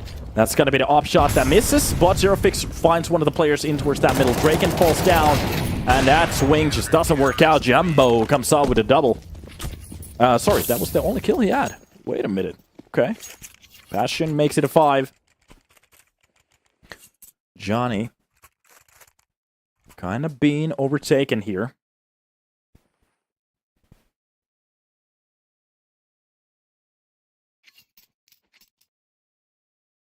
Getting a bit questionable in a way. Couple of rounds lead for Passion UA after they have started to win these CT rounds. They look so good. Bob XD making sure that nobody's going to be pushing him from the con. Molotov to block Spook his way. That's Chilla. That's going to be Spook. Trying to catch any of the players going for the swing here. Utility to push him out. And this will be Passion playing a very passive game. Even if they were taking a little bit damage, it doesn't matter. They have the map control at the moment, especially with the player on top of the balcony. Johnny Speeds, if they want to push on towards that A side, they have to clear every single angle. And usually that's not fun. Utility being set up. That's going to be the CT smoke. Sometimes this might fail. There's a couple of ways of throwing it, but that's one. Smoke lands the correct way. Rolf getting into this execution XX spot. Beautiful tap from the side. Jacasmo using utility at the worst possible timing from the smoke. Jumbo clears one of the angles, drops one of the players, and Spook very close towards the jungle smoke here. He could actually spot up the player on the crowd. Another beautiful shot from underneath the balcony, but from the edge of that smoke, that's gonna be Chilla at least to drop one of the players. Serafix steps in with one as well, and the bomb will be brought back in towards the B side. This is just a fake, but the problem is, it's a very expensive fake. The only thing they might actually get is just the bomb plant, but they did a lot of damage on that A side. Now it's on to Draken to try to clutch this one. Well, it's not gonna happen. Just a bullet to the brain. Jambo, the next Wonderful. To be honest, I have to say I was so happy to see Wonderful get a chance on... You have to think about the fact, we were casting Wonderful's game on EPL. I was talking about the man, how good he looked. He looked very good. The next player that could actually, not maybe replace Simple, but it be a good enough of an upper to work in the Navi system. And the motherfucker has a major at the moment. Think about that fact. From lower level tier 3 to 4 teams into winning a major inside of a year. That's the power of a good player. One of the best major wins, in my opinion. A little bit fluky, I'm gonna accept that, but I've never been so happy to see a team win. Actually, when FaZe won their major, I was happy. Yeah, we make major winners. Think about that. Because this is hell for every team. Think about the fact. Play an EPL, get a chance to win the majors. That could be the slogan of the future tournaments. 6-3. Passion UA already winning half the rounds here. More to be won. Nice catch from the cross. Jacasmo maybe peeks a little bit too wide with that utility. We've seen a couple of mistakes like this from any team. Nice nade to open up the smoke. That's gonna be Shazi behind a small plant. He's actually in front of the box. He could be... no, he's backside of the box. He did. One player down. And Passion UA, they need a little bit of a swing here. Some kind of a performance start. They need a kill to make this retake happen. Meanwhile, there is a push coming in from the backside, but I think so much time has been already burned out of the clock. They're just gonna go for the save. One round for Johnny Speeds. Not the end of the world. They're just going to be playing for the averages. Bobby. A lot of damage onto Jumbo. He has to get away with that op. Push coming in from the ups. That's a kill for Fear. Gets well traded instantly. Fear has been a little bit unlucky, I have to say. Not saying that he's the world's best player, but in a couple of these situations he's been a little bit lucky with the timing. By the way, guys, use the promo code EPL and get 50 cents on a 10% deposit bonus on Keydrop. There's a $450 giveaway. Check out the sites. The knives that you see on the screen are being given away, so maybe grab that opportunity. It's free. We are hopping on to the 11th round on our game. And the players are scrambling for utility here. Just dropping everything that they don't need. Where are their teammates? That's gotta be the smokes being used at the start to go for the scale, but this is just a fake. They want to go for the B-side play. Leaving Drake and behind just to cover up the middle. A couple of players maybe just fake out the A push if they want to go for the fakes here. We might see something insane in about a second, or just a full shutdown, especially with Chilla's positioning at the moment. This is a very good spot. Sometimes some of the teams, they don't check this angle. That's gonna be Jambo with the first kill on Deshazi, trying to fake out the push. They already have the information from the pit. Even if they have a player behind, it doesn't matter. This is definitely being read in. And Spooky will be the first one in line to try to challenge this angle. Oh god, he wins it. That's the entry for the B side, but there's still a player from short, and it's gonna be Yambo. Rolf drops down Jacasmo from the pit, and it all gets scrambled. Passion UA have no idea where this push is coming from. Already mauling B side, rotating from the side away. They might be smelling an A play, and Zerofix is going to be the final nail to get the information. If he spots out the top middle, he knows it's going to be clean, and this is going to be an A-side play. The only thing he has to be careful of is the underground, and it seems like he has a little bit of a whiff of this. Meanwhile, it's going to be Fear to scale towards the lower tunnel. Look at this play. Oh, Drake and Hada. No clue what about to happen. And that is going to be the information for them to understand. Zerofix gets the second kill from the Tetris. Drops down the player on top of the balcony. And that is going to be a triple for the man to shut it down. What a play to bring it back. 7 on the board. One more to be played for. And Johnny Speeds, they've been out red on that round. What a play. Me gusta. No! Hello, it's Roya. Sometimes it happens. You know, it is what it is. Life is what it is. So, hopping for more. What is that? Off shot doesn't quite hit. What a nice attempt. That's going to be the smoke for the window, but control. Welcome to the server. Zazi just gets absolutely whipped on that round. He actually had for a little second a bit of a chance to get the drop onto Jambo, but Jambo, aggression after that smoke plays for him. There's a second player trying to push in from the underground. Jambo has the top middle control. That's going to be the second frag off the round. Goes for the third one. Oh my god, this man is on fire. A triple kill to shut down the middle push, and he goes for more. Oh, he's playing solo at the moment. Giacasmo drops down Rolf at the end. But Yambo, he made this look like a DM server. 15-2, and this might be the reason. What did I say? It's 8-4. My brain just malfunctioned for a second, but this might be the reason why Johnny Speeds didn't want to go against Mirage as the first map, because just one flunk previously could be enough energy for patching you away. The smell of fear in the water. No pun intended. Oh, God.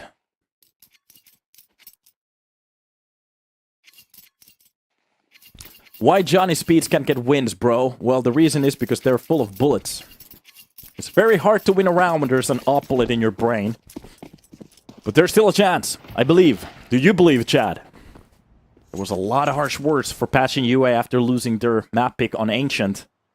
But here on Mirage is a different story at the moment looking at this. Of course, they have had a little bit of a rough start with the pistols, but they did win their first one on the CT side. Ooh! Bob XD turns around at the perfect time, drops down Jambo. He gets a little bit of information, but if he backs out towards the side, that's gonna happen. Zerofix has been one of the star players throughout the maps, throughout the league so far. He's been looking so good. Gets the second kill on towards the Tetris jump. And this has to be a retake. Sazi, another player to keep an eye on. Ex-Apex player with beautiful glasses. Nods to the back of the head of fear. That's got to be Zerofix with the triple kill of this round. Could he go for more? There's the push coming in from the ticket. Spots one of the players. There's a second swing coming in from the jungle. It's going to be Draken with a kill. But from the air, he gets nailed down. And the last player spotted on towards the side. The only thing Giacasmo has to do is play time. But the problem is he drops down. That is going to be a 1 versus 1. Tapping the bomb once. But we know if he hits that one tap to the face, no, the time is done. It is over. Another round for Passion UA. What? Okay, it's okay. I believe. Mati. After that pistol round, do you still believe? How many people in the chat believe on Johnny Speeds? Do we have any Passion UA fans in the chat after a showing like this? Looking crispy as hell.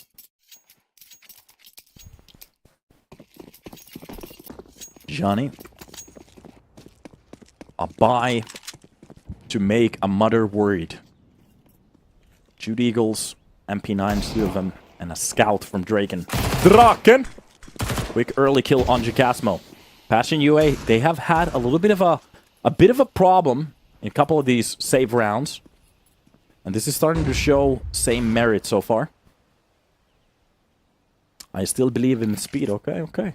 We have some good boys in the chat. Gambo takes out the big control. But this is still a far cry of that A-side connector, especially looking at Shaz's positioning on middle. Anybody who wants to go for the mid play, if they don't check this angle, that's going to be a little bit of a problem. Zerofix takes a couple of steps here towards the B apps. And is he ready for the peek towards that middle? Oh, of course he is. Good way to bring it back to a 4 versus 4. They get this middle control. A little bit damaged, but Zerofix gets stacked down a little bit. That was Draken with his scout. Maybe grazing the wall just a little bit. We're still looking for control of this round. I'll say, I do. Push coming in from the pit. Nice catch from the ticket. Knowing that the other player is underneath the balcony, that Molotov is gonna push him out. Roll has to go for something insane. Only gets 1. That's gonna be 0 with the quick trade. And from the cross, one player gets... Oh my god, Spook! Does a lot of damage onto one of the players and gets 1 from the balcony. Yambo left alone in a 1 versus 2. The bomb in the middle of nowhere. Gets a grab of it. Could actually go for the plant. Doesn't know where the other player is. Just a couple of seconds left on the clock. They have to push in. But they're taking so long with the push here. Yambo, oh my god, gets a bullet to the face. At least he gets a plant. But Johnny, they get their 5th round. An absolute turnaround, but with that plant, Passion UA, they can easily buy into the next round. That's the problem. Looking at the money at the moment. Oh, sorry, I was a little bit wrong. I thought there was a little bit more left. I think we're gonna see Galil, one Galil from zero, maybe. Or they might be just saving. Pistol? No. They shouldn't buy. They shouldn't buy. I thought they had just a bit more money in the bank. This is a hard situation. You could go for Tech 9 armor or just Glocks and buy on the next round. Johnny has the best opportunity to make this a 6. A very good swing on that round. Good way. A beautiful way to actually bring it back. Smoke will be used towards the stair. This is just a fake. Everything we're seeing at the moment is just to bamboozle the enemy team. And they're baiting into it. A deep smoke towards the B-apps, but as they don't see any of the pushes, they just, well, actually get back into their old positions. A nade to open up the smoke. They don't still see a player behind the B-app. And this is a very good spot. Bob XD, beautiful angle. You can actually boost yourself on towards the ledge here. And my god, Jambo actually gets a very good entry after that first kill. Okay, the AK is just ripping holes to the enemy defense. Both of the players very low on HP. A good kill from Spooky. Gets the second one as well from the backside. That is going to be Jambo with the third kill of this round. Looking very good. If he could actually win the one-on-one, but no. It's a little bit of a tag and a bit of a scare for Johnny Speeds, but they do win the round. Passion UA with only Glocks. Full B-side control. Grabbing that AK, making it a double. Almost a kill coming in from short. Ooh, no go.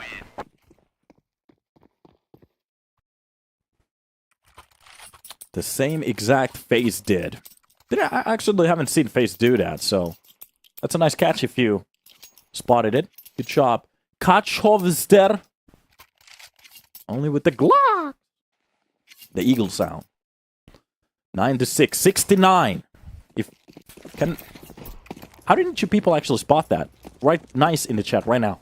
Or you're gonna get banned. Everybody gets banned if you don't write nice in the chat right now. Good chat. Good kill from the window. Jackasmo starts off the round with a beautiful entry. Zazie. Quick push coming in backside. Oh god, the control of that AK just goes to the swamp. That's gonna be Jambo with the kill on the Spook with Draken. Gets the trade. The problem is more weapons that they lose here, the worse it's gonna be for them. Luketot saved you all. Tank him. Already a connector push. This is a lot of space for Passion UA. Already a player inside the jungle. The bomb has been left in the spawn. That's the only problem. Nice catch from the B house. That's going to be the market kill that they needed. Bob XD can't go for the quick trade. And there's a player in towards the pit. Rolf. He has to... It's all going to be about the timing. Catches one of the players. Turns around. Quick trade for Chilla. They don't have the bomb control, but at the moment they have the map control. Oh my god. Complexity is struggling against M80. Yeah, after even losing Mald, whatever the name is. Mald Buzzum. I'm not entirely sure how to pronounce it. Maldism.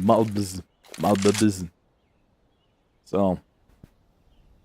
Bomb plant will be happening in about a second. There's not a player to stop it. Draken left in a 1 versus 2. With that, Molotov. M80 ain't a bad team. Yeah, they're not a bad team, but they lost their best player in a way. So that's a little bit of a problem. And Complexity is supposed to be the superior team on NA. That's not a good thing to be at. Like, you're basically having one of the best players on CS2. Especially at the start. Elise has been just lights out. Yeah, that's a problem.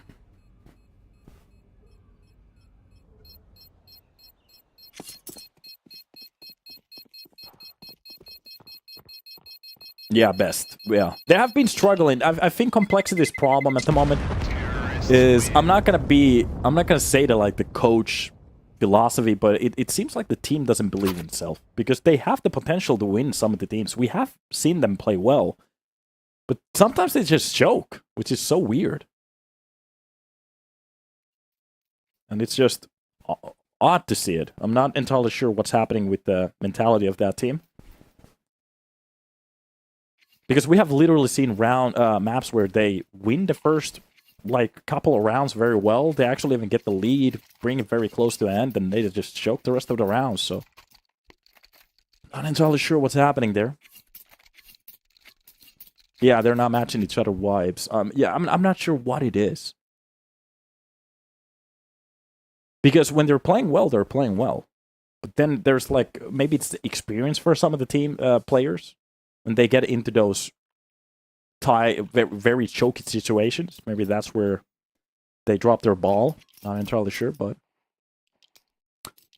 So, in my opinion, there is a little bit of a core starting to form in that team, but they do need roster moves. The only issue is, like, who could you actually bring to the team? They had the opportunity to bring Twist, but he stayed with Liquid. That's a bit of a problem already. If they brought in Twist and Yagindar, that could have been sick. But, yeah, I'm not entirely sure. So. To be honest, if they brought Cadian as an in-game leader to that roster, that could have been very interesting. Of course, their Complexity's in-game leader has been doing a good job, but, you know, Cadian has won tournaments. You bring in Cadian as an opper and the in-game leader, you just bring in two rifles from an A or something like that. Two up-and-coming riflers. Maybe you could have gone for the bid for Malblism.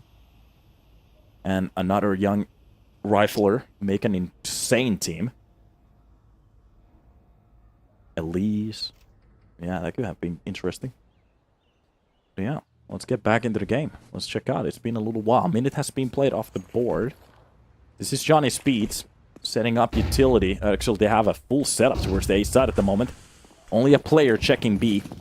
And 40 seconds left as they are going to be pushing in. Molotov for jungle and under the balcony, but there is a player on towards the side. Quick entries coming in. Zerofix drops down Johnson. That's a quick trade from Rolf, but it's not gonna be enough.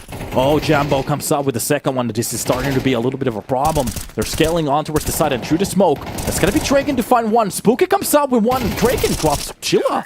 And this is a shutdown. 7 on the board. Passion UA. They get a little bit red on that round, but not bad execution. The problem is the ending of that round. You see some of these teams, when they get those entries, sometimes they actually stay behind to wait for a couple of seconds, because what usually the CTs enjoy doing is spamming the smokes, maybe even pushing through the smokes. So some of the teams actually, they take a step back after those few initial entries. Passion UA, kind of were standing in the middle of nowhere in that round. It's a bit of a problem on the T side, but it's okay. Happens every now and then. That's a good Molotov for the rush. Seems like Passion UA, they wanted to bait out that first utility. And the bomb will be set. Cadian instead of Helzer. Yeah. Is Cadian in G2 now? No. Cadian is nowhere. He doesn't have a team. G2 is made out of snacks. There's, well, the all-three duo, Hunter, Monesi, and...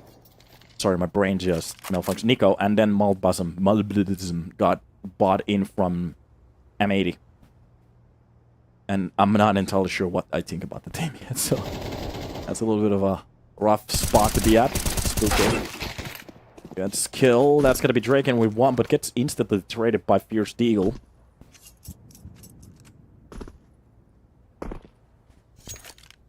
This is just a slow round, both of the players. 3 of the players, sorry. Just getting that. Spooky.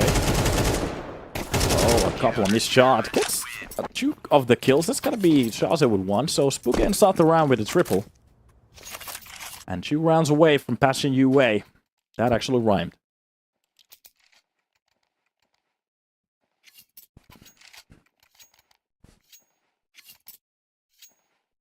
Yeah, Cadian.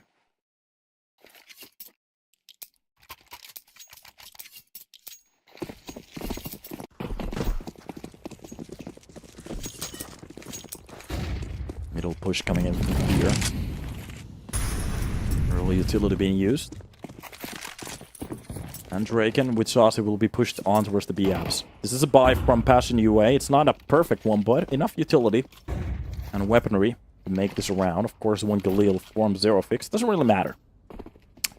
In between all of the chaos, even this weapon is going to be a good one. Smoke to clear out the window. That's going to be the nade. Does a little bit damage on towards Jackasmo. for Molly. That's going to be the boost for the swing. Anybody who wants to go for the information, there's a lot of barrels just watching at you. Spooky has the corner from the jungle. That's going to be the smoke to clear it out, but oh, Jackasmo pushes the worst possible timing. That's going to be Rolf and Draken with kills. And Jambo has the only corner, and maybe the only kill of the round. Utility will be used. Jambo smokes himself out of the spot. And this has been a horrifying show so far. Jambo comes up with the second kill at least. They know where one of the players towards the B side is. That's gonna be the Molotov. And it takes Fear too long to react to that. What is happening? Fear! The second that Molotov flew in, he should have gone for the full swing, but no. It takes way too long for him to react. That could have been a very good entry to drop down the player from B. But it was like he was on slow motion. And just looking at the buy at the moment. This could be Johnny Speeds bringing this game in to a tie.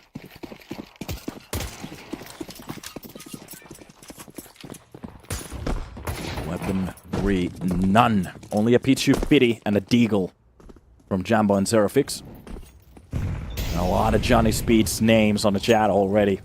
Seems like there's a little bit of a chance here. The CT side looking superb for the team. I'm actually going to check out the percentage that they had before we actually hopped in here. Johnny Speeds had actually a worse CT side, so nice to see them do well here. Meanwhile, just 50-50 for the side of Passion UA. Nice nade on the cross. That's going to do a lot of damage. Bomber Kick Steve comes up with a kill. It was actually the nade to drop him. Off shot lands the target. And there's a lot of blood in middle. Will be the second one to try to boost in. Even the jump coming in from Jackasmo. Every timing is off. And this is just the perfect round. Draken comes up with a triple. And that's the round. We even spot a language that I've never seen before. I have no idea what that is. It looks like a tribble or something like that. Is that Thai?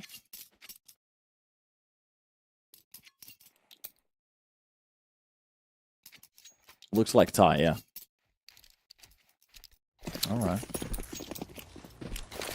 Do we have actually Thai viewers? That's interesting.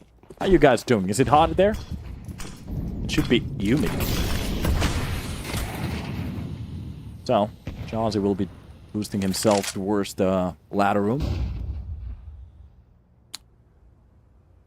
10 to 10. A Thai situation.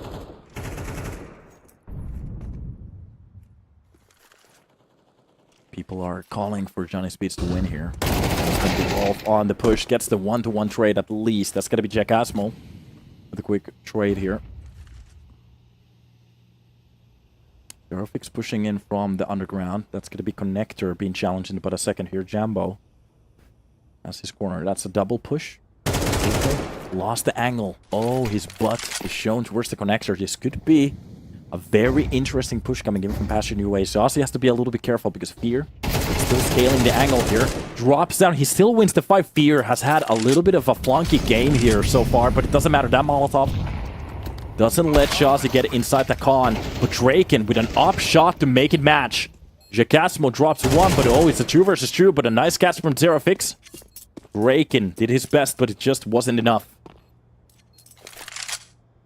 And Shazzy will be trying to save this AK for the next round. 11 on the board for Passion.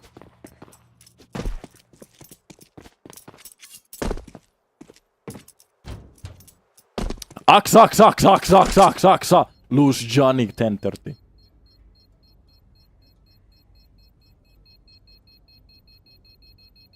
Off to another round. Terrorists win.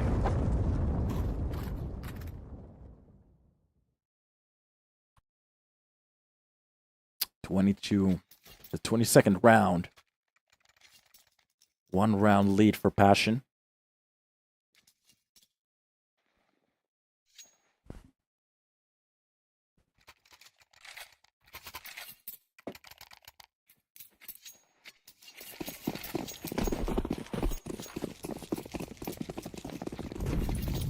Up we go.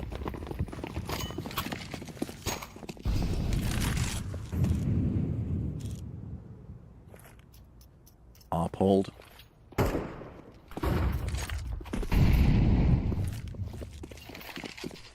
That'll be the old pop flash for the underground. There is a player holding it. Drake and gets fully blinded. They're still gonna stick to it. Map control for the side of Johnny Speeds. If they decide to go for the B-side play, it's going to only be Bob XD, but the quick rotation will be close. But look at this. Bob XD has a lot of work to do, especially with so many players rotating towards the A side. Oh my god, this is gonna get a little bit questionable now. If they get this first kill, Bob almost walks into that crosshair. Utility will be used. Jambo, short control. Nobody can take a peek. Spooky. Drop down as the first player already. Execution's coming in. They have the side control from the window. That's gonna be the second kill for Zero. Actually is the one to drop him. A 3 versus 5. Molotov for the door. And Zero. Full side control. That is going to be Passion UA, forcing Johnny Speeds to save on this round. They know they can't lose another weapon. What a push.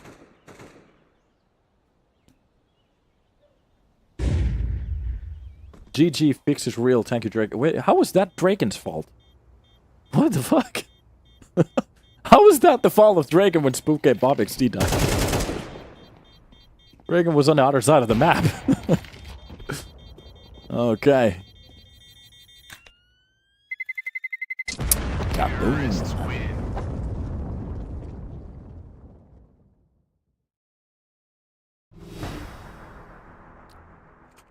Another round here.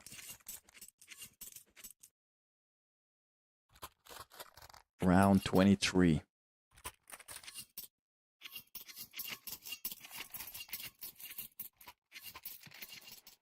A lot of mooses on the stream too, with the Swedish colors. I actually have those mooses in Finland. When I was a kid, I actually threw rocks at them, not understanding how dangerous it was. I was a dummy. Jambo. Drops down, Spook at the start. Judas Smoke gets that first kill. Meanwhile, that's a Sazi with the very deep angle here. If Chilla pushes onto a bad spot, this could be a little bit of a problem. Meanwhile, Bob XD rotating towards the window. He knows something could actually be true already. Wins that first fight. That's going to be Chikasper dropped. So, it's being stabilized to that 4 versus 4. Quick push coming in, Jossie. This is the shot, but gets away. That Molotov could be covering, but no. Chilla actually pushes through that timing. That's going to be the full execution. This is going to be a B-side play.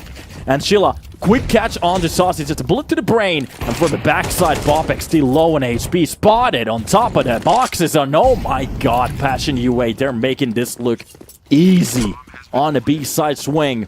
Rolf with Drake and the only 2 players left on the CT side to try to take this side back into their control. And that's just Jambo shotting one more player, Drake, and he has to go ballistic to win this one. Drops one of the players, makes it a 1 versus 3, but it is going to be a 3-man challenge. Fear gets the last kill on that round, and it is done. Passion UA winning it 2-1 after losing their own map pick on Ancient, and Johnny Speeds looking very good for a little while. But at the end, like I kept saying, I was talking about Passion UA at that point, that there's a little bit of a choke factor starting to mount here, but it seemed to be Johnny Speeds to lose their traction on that B side. It is what it is. Passion UA, they're going to be winning their game, looking very good while they're doing, but this is not the end of the story for Johnny Speeds. They're just going to drop to the lower bracket against Illuminar, and actually, Passion UA, after that victory, they get the control and a little bit of a chance to go against Rebels, so upper bracket lead for the Ukrainian team, and we're gonna go against the Poles. Meanwhile, we actually have another row of games for tomorrow. It's going to be Incilio going against 9 and Unity against Enterprise. That was the cast for today. Hopefully you guys enjoyed the show and the matches. My name is Donut, and I will see you on the next cast. Have a good time. We will see you in the future, and bye bye.